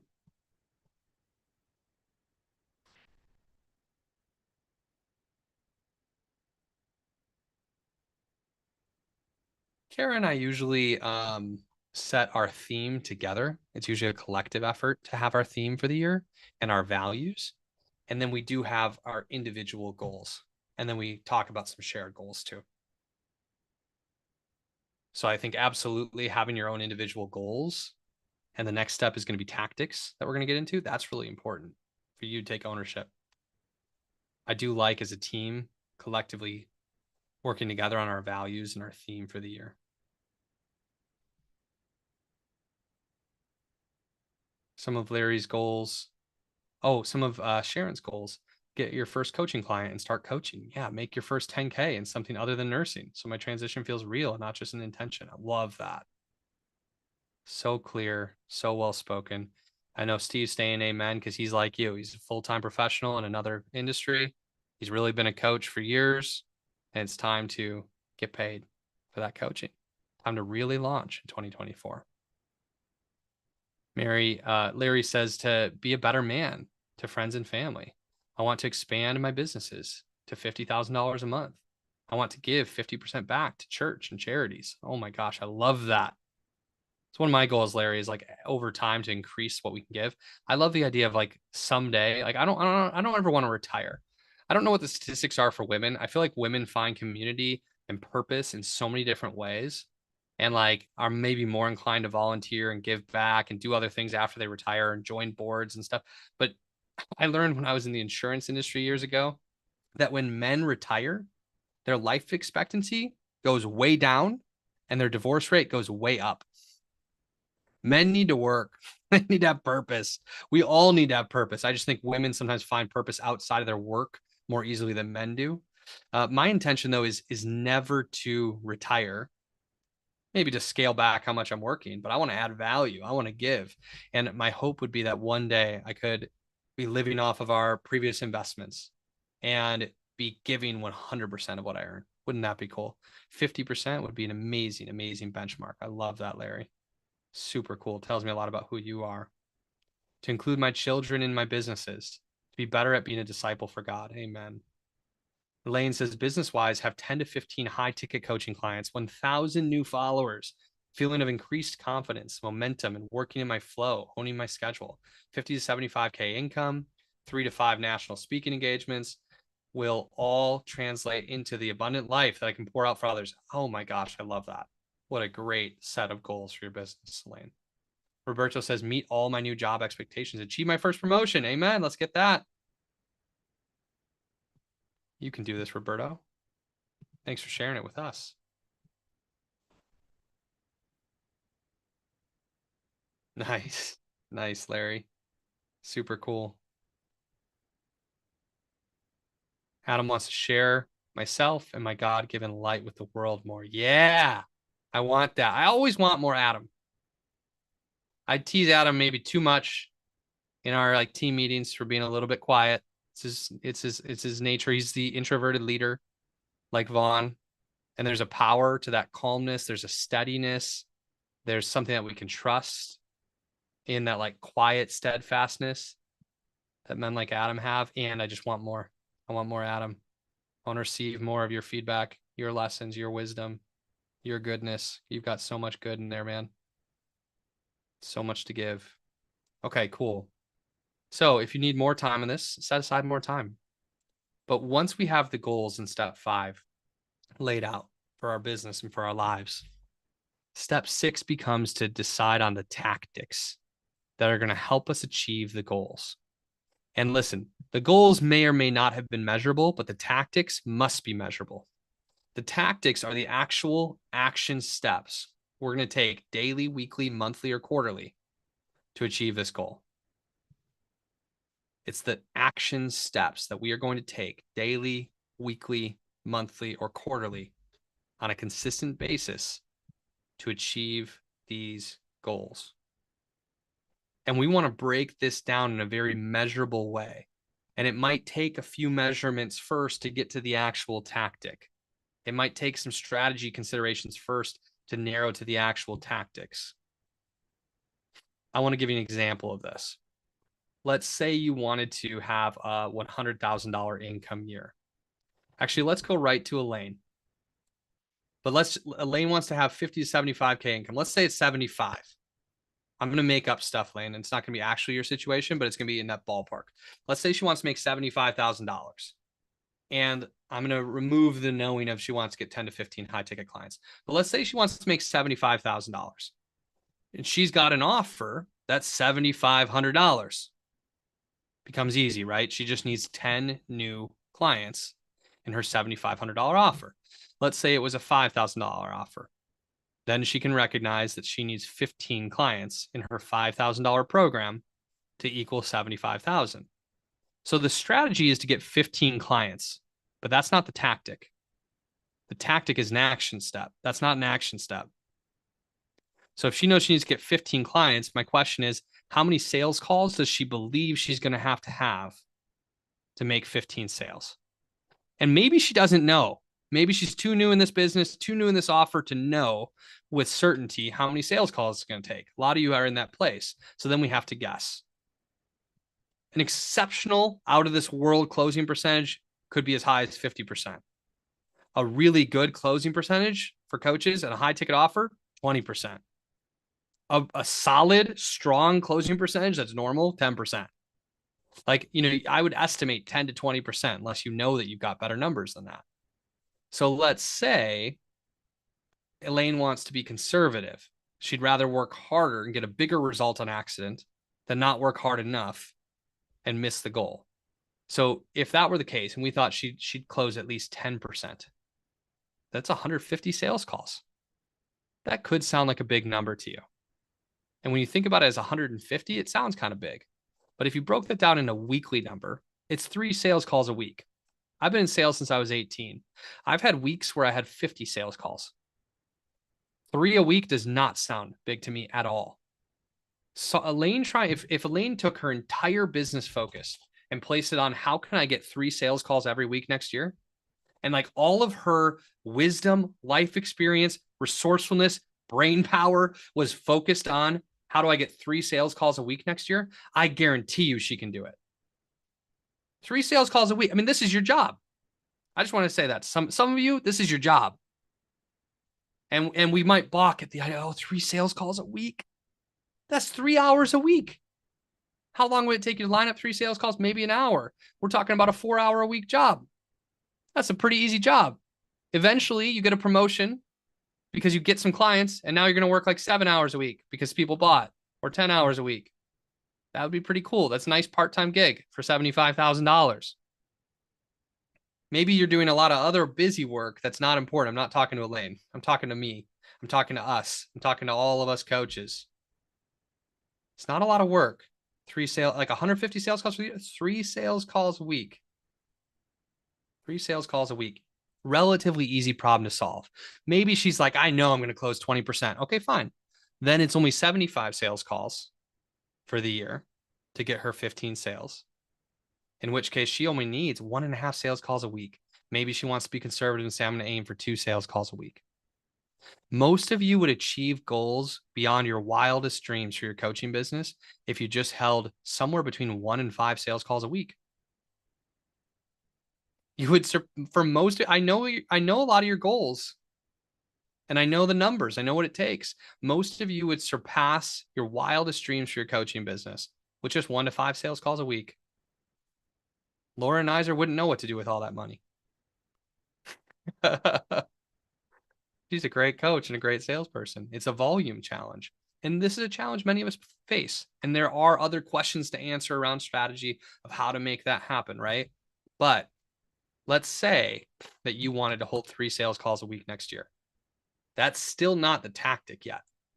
That's still a strategy. We believe the strategy of 3 sales calls a week is going to equal $75,000 in income for Elaine's imaginary example. If that's the case, the next question is, if you want to hold 3 sales calls a week, how many sales calls do you need to have booked each week? Maybe 3, maybe 4. Maybe one of the 4 no shows, cancels, changes their mind, doesn't have the call with you. That happens. I don't know for sure, but there's a chance one of you ever had a call scheduled with me at some point and didn't show up. Danya and I talked yesterday. She told me she almost didn't come. She almost canceled the call. She did come. Woman of great integrity. But so easily she could have not been there for that call. Life happens. So maybe you recognize if you want to hold 3 a week, you need to set 4. Or if you want to hold 2 a week, you want to set 3 as a goal. Okay. That's still not quite the tactic yet. That's a strategy. We believe that setting 4 sales calls a week is going to get Elaine the results she wants. How many prospecting efforts is she going to need to make to set 4 sales calls? Now, again, you might have a funnel. Maybe this is going to be like, okay, she's going to invest X number of dollars in Facebook ads, and that's going to lead to a link that's going to book a call. And she just is going to guess, okay, if I spend X number of dollars on Facebook ads every single day, and I optimize throughout the year, and I turn the dial, boom, boom, boom, boom, boom, I need to get this kind of result. I need every X dollars on Facebook ads to lead to Y numbers of calls booked, and then I'm going to solve the problem. And if those numbers aren't adding up in the early months, I'm going to keep working on it. I'm going to optimize. I'm going to test. I'm going to invest more money. I'm going to find help. I'm going to solve that problem. But for many of you, you're going to find an easier way, which is that you're just going to send messages to people you know, people you're referred to, people on social media, and invite them to a call. That's in my 18 years of sales experience, I found the easiest way to have a call with somebody is ask somebody to have a call. Maybe the most obvious important thing said on this call. today. The easiest way to have a conversation with somebody is ask them to have a conversation. Most people, if you ask them one-on-one, not passively via email or social media, like you actually send them a message one-on-one, a direct message on social media, a text message, an email one-on-one, and ask them if they'd have a call with you, most people will say yes. So the question is, how many people would Elaine need to message? And like, maybe she doesn't have that many people. Maybe she's going to have to meet people. Maybe she's going to have to get referrals. Maybe she's going to have to start a podcast or be active on social media, create new connections. Maybe she's going to go to a conference. Maybe she's going to join Christian Coaches Academy, which she is in already. And she's going to meet all those new coaches. And some of them are going to become prospects because they need help with their website, which she can help with. Or maybe some of them are going to know somebody who needs help with what she does. And so she's going to expand her network through that. There's all these different strategies, right?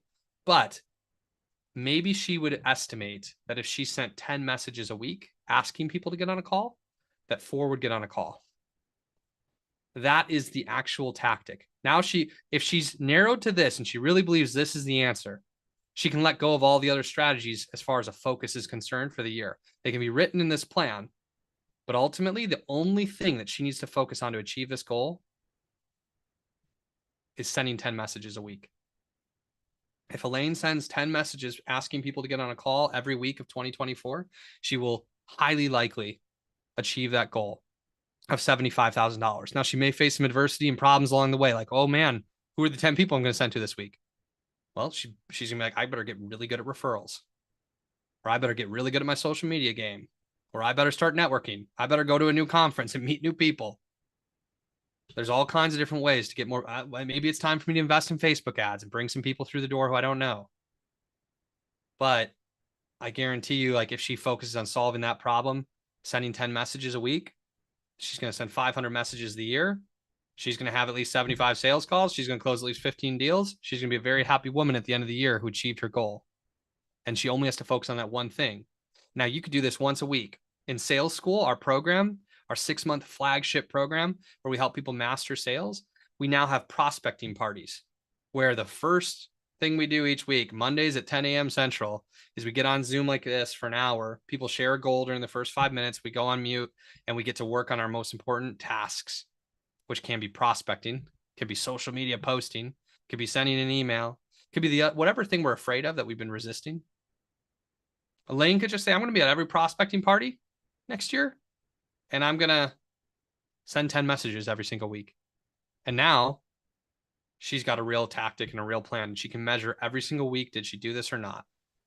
Very easy to know whether or not she's winning. She doesn't have to actually worry about how many sales she makes in January. She's going to improve when she does this every single week throughout the year. She's going to solve problems along the way. Her skill set's going to get better and better and better. The numbers will play out over time. Her percentages might be, closing percentage could be higher in the second half of the year than the first. We need to let go of our attachment to the accomplishment of the goal and instead commit ourselves to the action necessary to achieve the goal. Only attach ourselves to that. Winning is not going to be shown by whether or not she makes a sale in January or how many sales she makes in January. Winning is going to be accomplishing the 10 calls each week of January. If she's done that, she's on pace to achieve her goal, we believe. And that's what she needs to repeat again and again and again. And she could do that once a week in the prospecting party, or she could just be like, I'm just going to send 2 messages every single day, Monday through Friday throughout the year. That could be it. That's the tactic. Each day, she's got 15 minutes scheduled in the morning, 30 minutes if she wants it, an hour if she's a procrastinator for prospecting. And she knows she's got 1 hour to send 2 messages, to find 2 people in the world she could talk to and say, hey, can we get a Zoom coffee? I'd love to catch up with you, share what I'm doing, see how we can support each other. This isn't that hard. But we so often avoid this. We avoid sales. We avoid the real work. We get scared. It's normal. That's why we're trying to build community here at Faith to Influence, where we can support each other, where it doesn't have to feel so scary. Or even if it does feel scary, Elaine's sending her 10 messages, but she knows Adrian Davis is there at the party sending her 10 too. And Laura's sending her 5, and Donya's sending her 15, and Mary Dickens just commented in the chat, I just lined up a call. Woo! And we're all set. We're like, oh my gosh, this worked for Mary. Maybe it'll work for me. I'm going to send one more message, even though it's scary. And we just keep doing the work, the real work. Now, again, like this could look totally different than that for you. That's an example of what this can look like tactically. If you want to lose 10 pounds, then it might be like, okay, what are the strategies I'm going to focus on to lose 10 pounds? Well, strategy 1, talk to Adrienne Davis. Okay, but strategy 2, like maybe you talk to Adrienne, maybe she's your coach, and she says, okay, here's what we need to focus on. You need to focus on nutrition, movement, hydration, and sleep. Okay, cool. So then what are the tactics nutritionally? Maybe I'm just going to give very simple examples here. Maybe she's like, you need to eat 3 servings of vegetables every day. Maybe that's it. Maybe it's like, hey, we're just going to like introduce vegetables in your diet. Plant-based. Like, let's get 3 servings of vegetables every single day. And you can measure that. You can check the box. Did I do this? You can give yourself a report card every single day. And then the second part is you're going to move your body and exercise on a walk even for 15 minutes every single day. Okay, cool. And then what's the third tactic? Around water, you're going to fill up your water bottle twice and drink the whole thing each day. And then the final tactic is you're going to go to sleep by 11 and wake up by 7. You're going to have a consistent sleep schedule. So you have a bedtime and a wake time.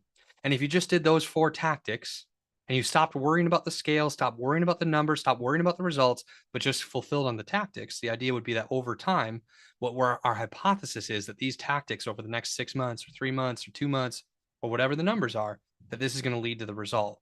And we can let go of our focus on the result and focus on the daily behaviors that will lead to the result. And celebrate along the way. Every single day we check the box that we did this thing that we need to do. The tactics are what we're trying to get to here that are most important.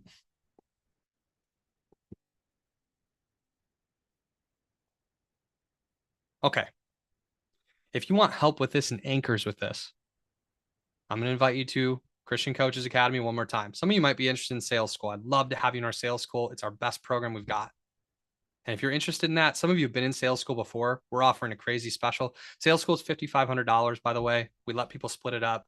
If you've been through sales school before, we're offering you to repeat sales school January 2nd for only $2,000 for 6 months. We've got a smaller group than normal because we've been pouring into the Christian Coaches Academy. We want to make it easy for anybody who's been in this before, who's already paid their $5,500 to be involved again. So if you've been in sales school, we'd like for you to join us for $2,000. Come do it again with us. If you are not yet working with us, we'd love to at least have you in the Christian Coaches Academy, where every single week we can get together and network, pray, share. We can talk about progress. We can talk about your tactics, your accomplishment of the tactics, the challenges you're facing. We can pray together. We can cry together. We can celebrate together. We would love to have that experience with you. And if you're in sales school, you get CCA for free. It's included in sales school. For as long as you're in sales school, you get CCA. If you're in the mastermind, you get CCA. Let's share that link one more time, Phil, in the chat, please, for the Christian Coaches Academy. It's a really cool program. I'm really excited about it. I think we're going to probably have 30 to 50 coaches January 10th when we launch this thing. And I promise you, we're going to have hundreds of people in there eventually, which means new people you can meet every single week, which means opportunities to do business together, opportunities to find your clients potentially, opportunities to share referrals, receive referrals, build friendships, and not feel like you're running your business by yourself, that you've got a community of coaches who are in it with you. Phil, you're going to share that in the chat, right? That link. Again, half of you are already in this, already registered for this. If you are interested in Sales School, our flagship program, and Christian Coaches Academy is not quite right, just send me a text. Most of you have my cell number. This is like a family annual planning session. But if you don't have it, my number is 262-337-1278.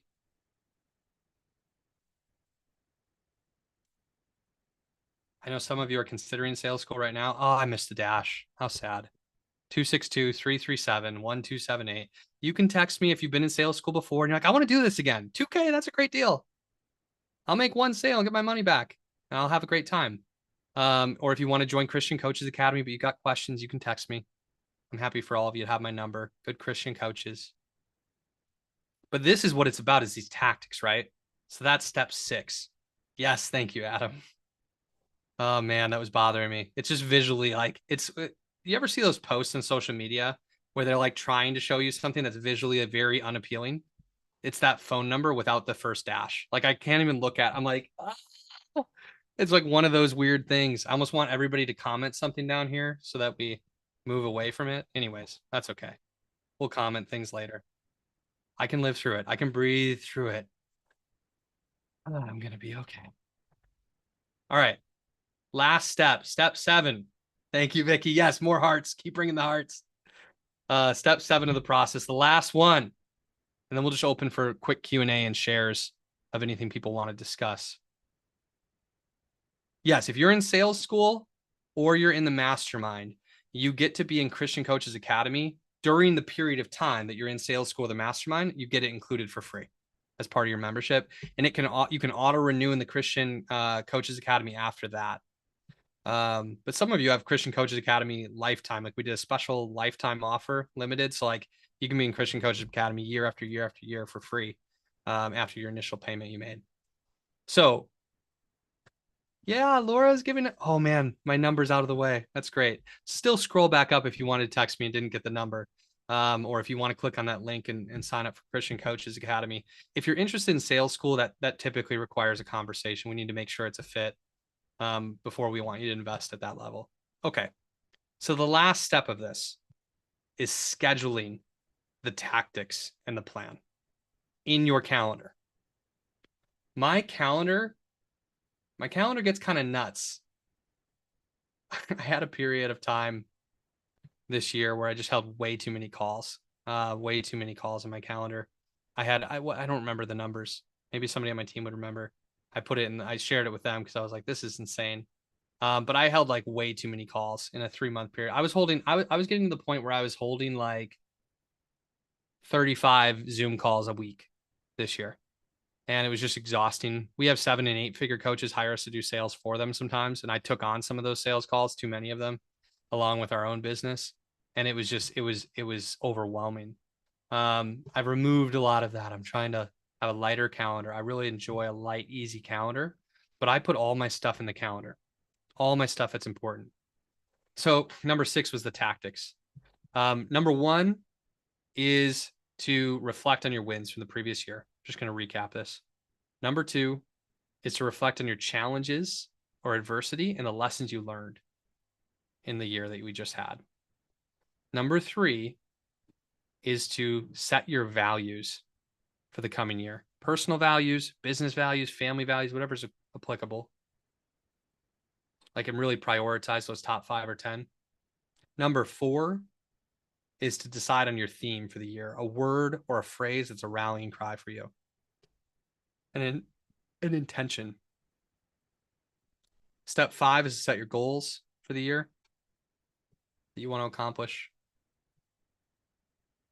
Step 6 is to break the goals down through the strategies all the way to the actual daily, weekly, or monthly tactic. Like, what are you actually going to do that you believe is going to equal those goals being accomplished?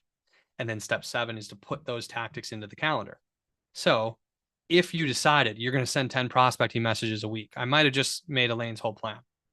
It was kind of a made up scenario, so it might not be exactly what she's going to do. But if she did want to do that, then right now she could say, okay, well, I'm in sales school, so I'm just going to make sure I show up to those prospecting parties every Monday. And that could be in her calendar, and it could be highlighted, and it could be, maybe she even puts a second event next to it that says, never compromise this time. Or maybe she's going to say, I'm just going to do 2 messages each day, Monday through Friday. So then she's going to put a recurring event in her Google Calendar that says every Monday, Tuesday, Wednesday, Thursday, Friday from 9 to 9:30 a.m., send 2 messages. So that calls can't get booked in that time. She can't get busy. She can't forget to do it. It's in the calendar. Usually if it's in the calendar, it gets done. If it's not in the calendar, it oftentimes doesn't get done. Thanks, Jewel, for sharing that there. Jewel, you're awesome. I appreciate you so much. Little things like that I didn't ask you to do. What a value to everybody here. And of course, Adam was typing it out as well. I know you both for doing those types of things all the time. It's really nice. Those little things go so far.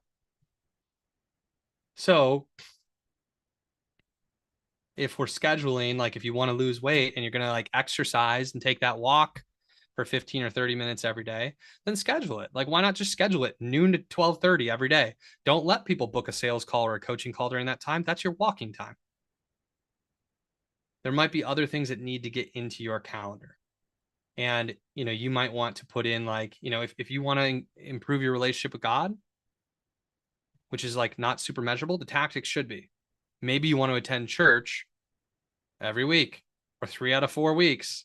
So we better put church in your calendar on Sundays. Like let it pop up on your phone and remind you. So you're like, oh yeah, almost forgot it was Sunday. Maybe you want to have a daily devotional time with God or Bible time with God. So put it in your calendar. It can be part of your morning routine. It can be part of your evening routine, or put it in the middle of your workday. You're an entrepreneur. Let's take advantage of that. I guarantee if you took 30 minutes off in the middle of your workday and spent it with God, your business would grow. It would actually be time really well spent for your business instead of whatever busy thing you're doing that probably isn't equaling sales and probably isn't that relevant. No offense, just talking to myself. You know, I don't need the next chess game. I probably don't need to like, you know, do a few of the things that I'm doing. And for some new coaches, you're spending way too much time on the things that aren't equaling sales. What you need to do is find financial viability in your business, which means sales focused activities are going to lead to more clients. You can actually have the impact and provide the help and service that you want to provide. Yeah, maybe the theme is to fill my calendar and stick to my calendar. Yeah. Yep. Maybe it's calendar year. It's calendar year. I'd love that for some people. This is the year where I actually put things in my calendar and follow through. Then the most important thing becomes putting the things in your calendar. So this is your time to be doing that right now. What's important? Let's get it in there. I love a virtual calendar. I used to have an old school calendar like Phil Card that I'd write in and I'd highlight in different colors and I loved it. But you can't do a recurring event. So you'd have to write every single Monday through Friday, every single week of the year. I like to have it all in there in advance. I've already taken my days off for 2024 and written them in my calendar. That's done. I've already decided that Fridays next year is linchpin and attractive character flywheel Fridays. Some of you have no idea what that means. Some of you know exactly what that means, but it's like a day where I'm actually going to plan to build and scale our business. Sales School Conference is, yes, June. By the way, any of you can come to our summer conference, but people who are in sales school get it for free. It's June 19th through 21st in Milwaukee. This is going to be fun. I'm dragging this old dog into the future. Yeah, that's it. That's it, guys. That's annual planning. You may feel complete right now. You may have a little bit more work to do. Either way is fine. I do want to pause here and just open up the opportunity for anybody to ask questions or share anything that feels important to them before we wrap in about 10 minutes, 11 minutes. And you can unmute, your voice can be heard. You know, there was a moment where I intended leading today's workshop in such a way that we would do breakout rooms and that you would share in breakout rooms. That's likely what we'll do in the Christian Coaches Academy quarterly. But I just wanted to get through a lot. And for most of you, this is your first time going through this together with me. And I want to be able to give all the examples and that sort of thing. But in the future, you'll get to network with people if you're in the Christian Coaches Academy when we have these sessions. Be in small groups, share about your plan out loud using your voice. But this is your time now. Thank you, Berta, for the compliment. And Laura for the compliment of the conference. The conference is fun. Milwaukee's an underrated city. Milwaukee's awesome. And the summer, it's especially awesome. And I'm a foodie. And if you come to Milwaukee for the conference, you'll get my list of favorite restaurants, which for Vicky, who's throwing a heart on there and was here last year, and some of you were there last year, I've improved our restaurant knowledge in the Milwaukee area. We are exploring. My wife and I do a date every week. We found this amazing list of the best restaurants in Milwaukee. We've been slowly working our way through it.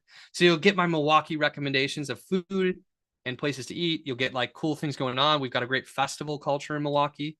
Last year, the conference overlapped with Summerfest and Greek Fest and a few other cool things. So anyways, yes.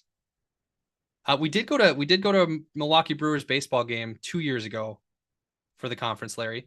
We didn't do the Brewers game last year because it didn't coincide with our dates. We set our dates before they did. So blame Milwaukee in Major League Baseball, not us. But yes, if it overlaps with baseball games, we might do like a baseball game. We'll usually do something fun. If it overlaps with a festival, maybe we'll get tickets to that.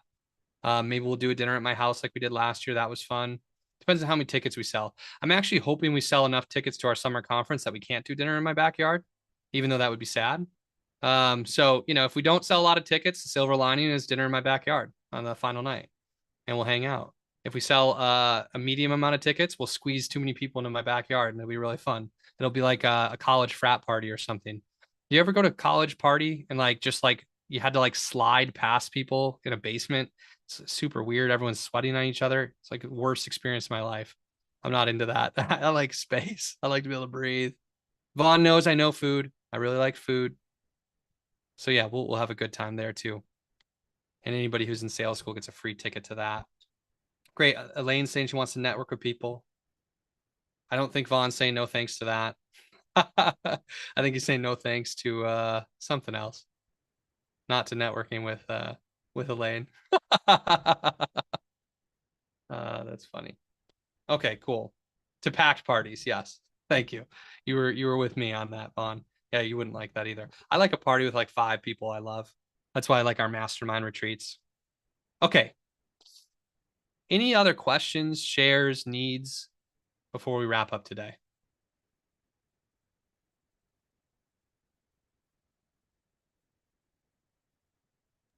I just want to thank you for building this community. I think someone said it earlier, like it's so unique, and I just want to appreciate you for that going into the holidays, because there is nothing like this out there for Christian coaches. So thank you, Justin, for what you're doing. Look forward to working with you beginning of the year. Thank you, Elaine. That's so nice. I'm so excited to work with you. You have been more of a blessing to me than you realize. I know I've told you a few times, but like you're a first representation of success of a new model for us in our business. And like to get on that call with you and the way you showed up and your husband showed up, like it just meant so much to me. And you've already blessed me. And I'm so grateful to have you in our sales school and in our Christian Coaches Academy. And just as a friend, I can't wait to get to know you better. I respect you so much. And just think you're amazing. You're a great coach in person. Thank you. Other shares, questions? Yeah, Mary. Hey, yeah. And I agree so much, Elaine, with that. I've loved the family here and the fellowship, and how, Justin, you're so intentional. And I love sales school. The conference was amazing. Just, I'm not trying to plug it, but I am, because I've never experienced anything like it. And I've been to a lot of different conferences, and I loved the family, and I loved the vulnerability of where we were in our struggles, and the encouragement that's there. I think it's amazing. And I do have a question about step 6. Yeah. Can I ask it? Yeah. Okay. Tactics, strategy. So my brain, I'm kind of that's 2 separate things. Strategies are many things. The tactic is the actual thing that works. Is that correct? Yes. Okay. So there is like step 6 3/4. No, wait a minute. Which one is it? It's 5 3/4. Anyways, there is one little in between step. So I went from goals to tactics. What's really important to me is that you have clear goals and that you have clear tactics that you believe are going to accomplish the goals. Sometimes the goal goes straight to the tactic, but oftentimes there is an in-between step, a 0.5, a B, which is strategies between the goal and the tactic. So I gave that example by saying like the strategies that you believe are going to equal $75,000 in your business, but aren't quite at the tactical level yet, are 15 new clients is a strategy. Inside of that, we believe it's going to take 75 sales calls. It's going to take this. Those are like kind of strategies, but the actual tactical thing you're going to schedule is to 10 sales calls or 10 prospecting messages a week. Similar with the goal of losing 10 pounds. You could have the strategy of focusing on nutrition and movement, hydration, and sleep, because those are going to lead to losing weight. But the tactical things go below those strategies, which is to say, I'm going to drink a half gallon of water each day. I'm going to eat 3 servings of vegetables or a big leafy salad each day. I'm going to sleep, be in bed by 8 o'clock each day, or I'm going to have no blue light for an hour before bed, or whatever it is, like the real tactical things that you can measure. So in many cases, you are going to want those strategies between goal and tactic. Okay, thank you. Yeah, you're welcome. You're also welcome. This is my pleasure. This has been really fun. Any other thoughts or questions? And you can ask about anything. Like we got 5 minutes. I built a multiple 6-figure business. I've helped a lot of coaches grow their businesses. Like, this can be office hours. You can ask whatever you want right now. Fair game. Yeah, Liz. I want to thank you for the opportunity. I really wanted to join this call today, be so new to sales school and just kind of getting that opportunity to meet some of the folks that I'll be with in January. But I've also noticed the way you've built this 7 steps, because I thought, oh, okay, it's going to be brass tacks. What's the plan? What's the strategy or the tactics? The beauty was the celebration of the wins, going through and acknowledging what worked, what lessons we learned, and going through the values. It just all built so gradually that it felt good to do this work. It wasn't arduous. I just love the model. So thank you. Thank you. I really appreciate that compliment. I think it's important because I'm not the type to look back very often. My wife actually does that better than I do. I think I sometimes forget the events of my life very quickly because I'm forward focused. It's a funny little thing about how my brain works. So I have to be very intentional to reflect and look back. And for some of us, that's the same. Like, I know a lot of coaches and entrepreneurs are always looking forward and talking about what's next, but there's so much more joy, gratitude, and learning that we can do if we pause to look back first. And I think we should celebrate and enjoy the journey. Like, one other thing I know is, like, a lot of coaches want to wait until they've achieved certain goals to then, like, allow themselves to feel good and proud and, like, happy and, like, to experience the emotional state that they really want of, like, peace, joy, happiness, pride, love, like full expression. They're like, once I'm really good, well, then I can tell people what I do and feel good about it. But the reality is, like, if we're waiting to achieve a result to feel a certain way, we're missing the reality and the truth that feeling a certain way leads to the result. And so I would, like, invite us to, along the journey, find ways to celebrate over and over and over again and recognize the good that we're doing, the progress we're making, because if it allows us to feel better right now, we're going to have more success on our sales calls, our coaching calls, our marketing, etc. How we feel affects the results that we get. So we want to feel good. It's really helpful. Thank you. Other questions, shares. Thanks, Vicky. Thanks, Robin. Oh, cool. Robin asked a good question. Thanks, Danya and Adrian. Robin sent this directly to me, but asking, can I elaborate on my team members, the size and each person's role, so we can start to consider our team building strategy? Yes, absolutely. And by the way, I've got a little bit of extra time. So if you need to hop off at the hour mark, thank you for joining us today. This has been really fun. I hope it's just the beginning of our journey together, or a midpoint for some of you. It's been fun hanging out with you. Thanks for taking the time with me today. I don't take that for granted. You could do anything on a Friday right before Christmas, but I've enjoyed our time. If you have more time and or more questions, or want to listen to people's questions and answers, I'm willing to go over. I usually do that a little bit.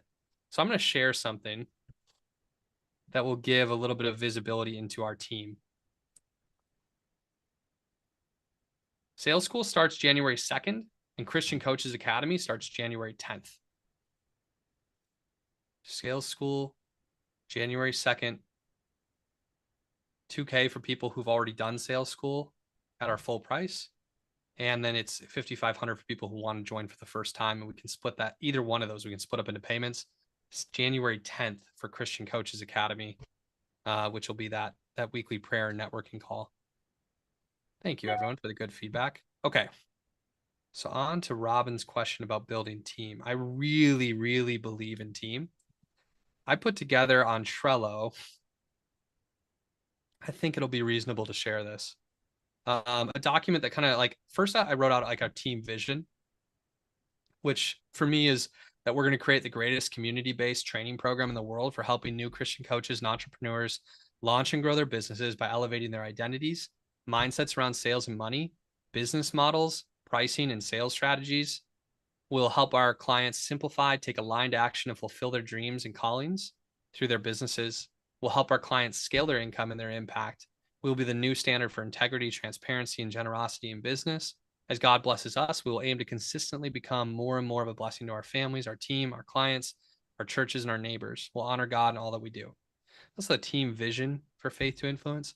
The actual team roles, this I haven't updated this recently. There might be some development to this language that would be appropriate. The tasks don't matter as much, especially for a new business. Your business doesn't need to be nearly as complex as mine. But as the coach, like I see myself as the visionary, the CEO, the leader of the business. But I also love sales. So I'm going to speak, sell, and train. Those are the only things I really want to do. I can't wait until we get to a point in our business where all I do is speak, sell, and train. Those are the things that are fun for me. We've got Phil really focused on operations in our business and optimizing our funnels and our operations, technology, and all of that stuff. We've got Bridget, who's a virtual assistant in the Philippines, who requires a low income to achieve like a high standard of living where she lives, that we pay an hourly wage to. She asked for this much. We just gave her this much because it was really easy to be generous with her because the initial ask was so small. So she's just doing some hourly stuff for us right now. We're trying to expand her role over time to free up team members who need to do projects that she couldn't necessarily help with. Adam and Jewel are marketing leaders on our team.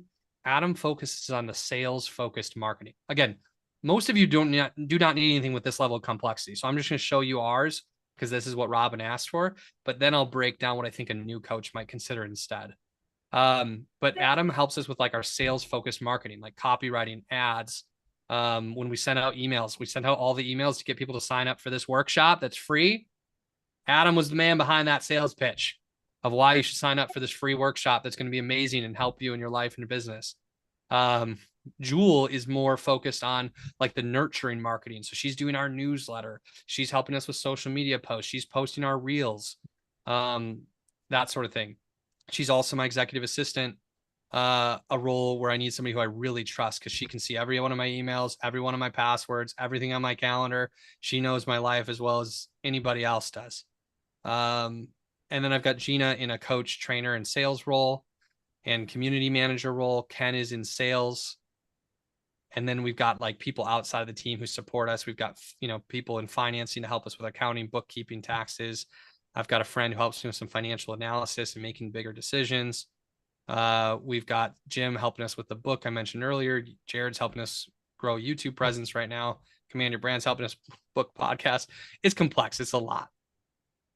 You don't need all that.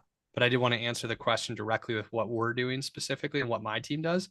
Now, by the way, my team accomplishes a lot. They're very skilled, very good at what they do, and extremely underpaid. I don't want that to be the story forever. I'm pretty committed that that won't be the story forever. This is why the scaling strategies are so important to me. I know that when we're $1 million business, my team doesn't have to be underpaid. And so I really want to work towards that. But most of those team members I just went through, at the very, most of them began working with us for free. It was an unpaid internship. And they were willing to play their role on the team for experience and opportunity and receive free coaching. And then moved into salaries that are still a lot less than what I think they're worth, being transparent. So I would like to be able to compensate them a lot more. Some of them are full-time, Robin. Some of them are part-time. And all of them, have freedom like an entrepreneur to do whatever they like. Oh, Michelle, you came on Elaine's recommendation. That's so cool. Thanks for being here. Thanks for inviting Elaine. That's super fun. I love stuff like that. I love when things work. Like I have to tell you this super quick. Michelle is she's a very good friend. She's a prior coaching client, and she is now the vice president of She Steps Forward nonprofit piece. So she is my number 2. I said, you better. Oh, Michelle, that's awesome. And she does a wonderful, she does a very well real estate training school. So that's amazing. Good. That's amazing. Okay, so here's what I would say regarding team. The first hire for most coaches that would make sense would be somebody who's in like kind of an executive assistant role, who could probably help you with email, help you with your calendar a little bit, essentially help you with like whatever tasks you could delegate that are simple and also important. You need somebody that you can trust in that. They could potentially be on Zoom with you when you're holding group calls, and they could manage the Zoom. You notice today there were a couple of times where people were unmuted and we were getting some background noise, and I just make the joke, oops, we're eavesdropping on Liz, and I go over Liz's photo and I click to mute her. Well, I could have somebody else I'm asking to do that. Maybe I'm holding on to that task longer than I need to. You know, you notice that Adam and Jewel were like typing in the notes to share in the chat. I had Phil sharing the link to buy Christian Coaches Academy in the chat, so I wasn't doing that. Like, having somebody who can just help you with basic things like that to free you up to focus on speaking and leading and doing what you're best at is really helpful. Oftentimes, that person can be found for free. There are plenty of people who would like to have an internship. If you're running a successful business and you've got clients and community and followers and people who want to be clients who maybe can't afford it, there can be a win-win where you're offering free coaching or free membership in your community in exchange for them supporting you in a part-time role for 5 hours a week or 10 hours a week, where they can learn and grow and they can be involved in something meaningful and they can receive coaching or be part of your group for free. I guarantee you there's a Christian couple somewhere, Mary Dickens, who would love to be coached by you, who couldn't quite afford it when you talked to them in the past, and they were really wanting to be part of the program. It felt like a great fit, and maybe a part-time job for 5 hours or 10 hours a week in exchange for being in the program for free would be a win-win for both sides. I've also paid salaries of as little as $250 a month or $500 a month or $1,000 a month for part-time support for my team. What I believe in business is win-win or no deal. And so I'm always looking for a win-win. When I interview for even an internship, I'm asking them what their financial needs are, what their availability is. I'm telling them about, honestly, transparently, where we're at in our business, what we've got going on in our team, what our expenses look like, and the fact that, like, I won't be able to compensate you the way I want to early on, but I believe that this is where we're going as a business, and I believe there's more opportunity later. Like, how does that feel to you? What kinds of thoughts or questions you have? Like, I'm making sure it's got to be a fit for them, a win for them, and it's got to be a win for me and for my team. But I've always been able to find win-wins. And if we're showing up generously in the marketplace, those opportunities may present themselves, or we can assertively pursue them. Another hire that you might consider besides like a personal/executive assistant would be somebody who can help you with marketing. And maybe it's just somebody who's got like a social media like gift. You know, if you are, here's the reality, like, we've got some moms and dads and grandmas and grandpas on this call. Maybe tech and social media isn't your thing. For some of you, you're whizzes at it. You're great at it. But if you're not, do you have, like, is one of your kids, is one of your grandkids, is one of their friends really good at this? Is somebody that you know in high school or college who'd love an internship and help like do some social media marketing? I guarantee you can find somebody for an inexpensive rate who'd be excited to learn and develop experience and be part of your social media strategy, who's looking to do that kind of work, and they're in high school or college. And so, like, you might look for somebody like that if you need help with the marketing piece. For others of you, you might want help with sales. The challenge with sales is, unless you've got a pipeline that's consistent and real lead flow and a high ticket offer and a high closing percentage, people aren't going to want to sell for you because the opportunity is going to be really low. If they did want to sell for you and you don't have those things in place, you don't already have a thriving business, they're probably not a very good salesperson. Just lovingly telling the truth, because a very good salesperson needs an opportunity that's going to compensate them more. So you might be able to develop somebody who doesn't yet have the skills to be in sales, or you probably need to do it first and have some success and create a real business and then hire a salesperson to help. So those are the things that I think are most helpful. I also want to remind you that you don't need full-time or even part-time team members, but you might instead just hire somebody to do the work for you. Like, I know it might not be her primary focus for next year, but I mentioned Elaine can help people with websites. Vaughn Sanders can help you with your website, help you with a CRM, help you with funnels. Like, he's doing all those things. Like, he doesn't have to be full-time on your team or even part-time on your team. You could just hire Vaughn or hire Elaine to help you with that stuff that's hard for you. And you could consider them an extension of your team, but have like a few partners that you pay for to do marketing when you're ready to do other things for you so that you don't have to do it and you can focus on your genius. I just think it's worth it. But you probably, as a solopreneur, have to do certain things by yourself till you get to a certain level, and it's financially responsible for you to bring on a team member. Or you've got enough going on in your business that somebody wants the experience of being a part of that. Robin would like your contact info, Vaughn. Are you still listening, Vaughn? You with us? Can you share your info with Robin? Absolutely. Yeah. She's interested in like some of the deeper tech stuff. You can do this in the chat. And if you want to share it in case anybody else is interested, feel free. You could share it with the whole group if you'd like. So how did I find the team members? So yes, part of it is just doing business, like holding sales calls. I know it doesn't sound like the most fun thing in the world. Laura Nizer said the other day, a year ago, she wouldn't have, it would be hard to imagine that she'd love sales calls, but she was telling her husband the other day, I love sales calls and I'm really good at it. And it was like this total transformational moment. Super cool. Some of you would feel that way a year from now also, if we do deeper work together. So you might end up liking sales. But one of the things I like about sales, I grow my network.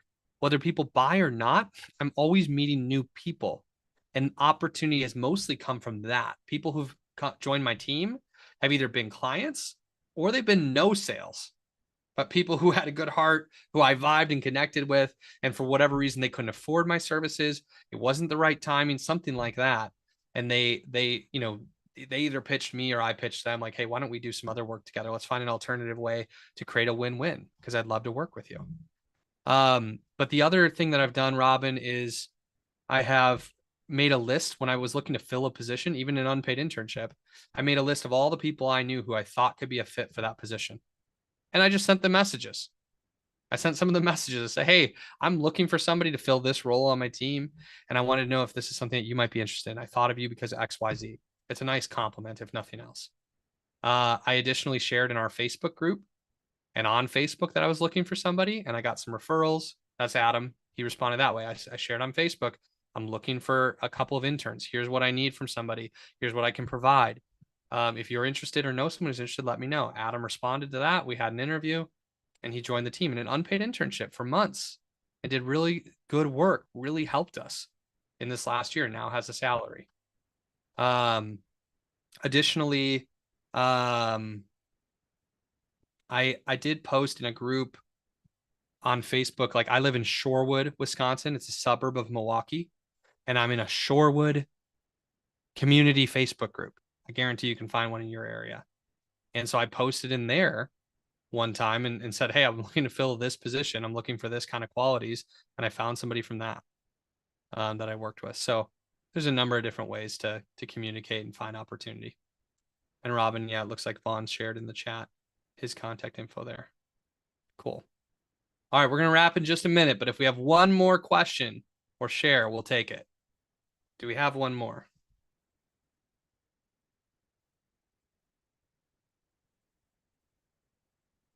Or are we complete for now?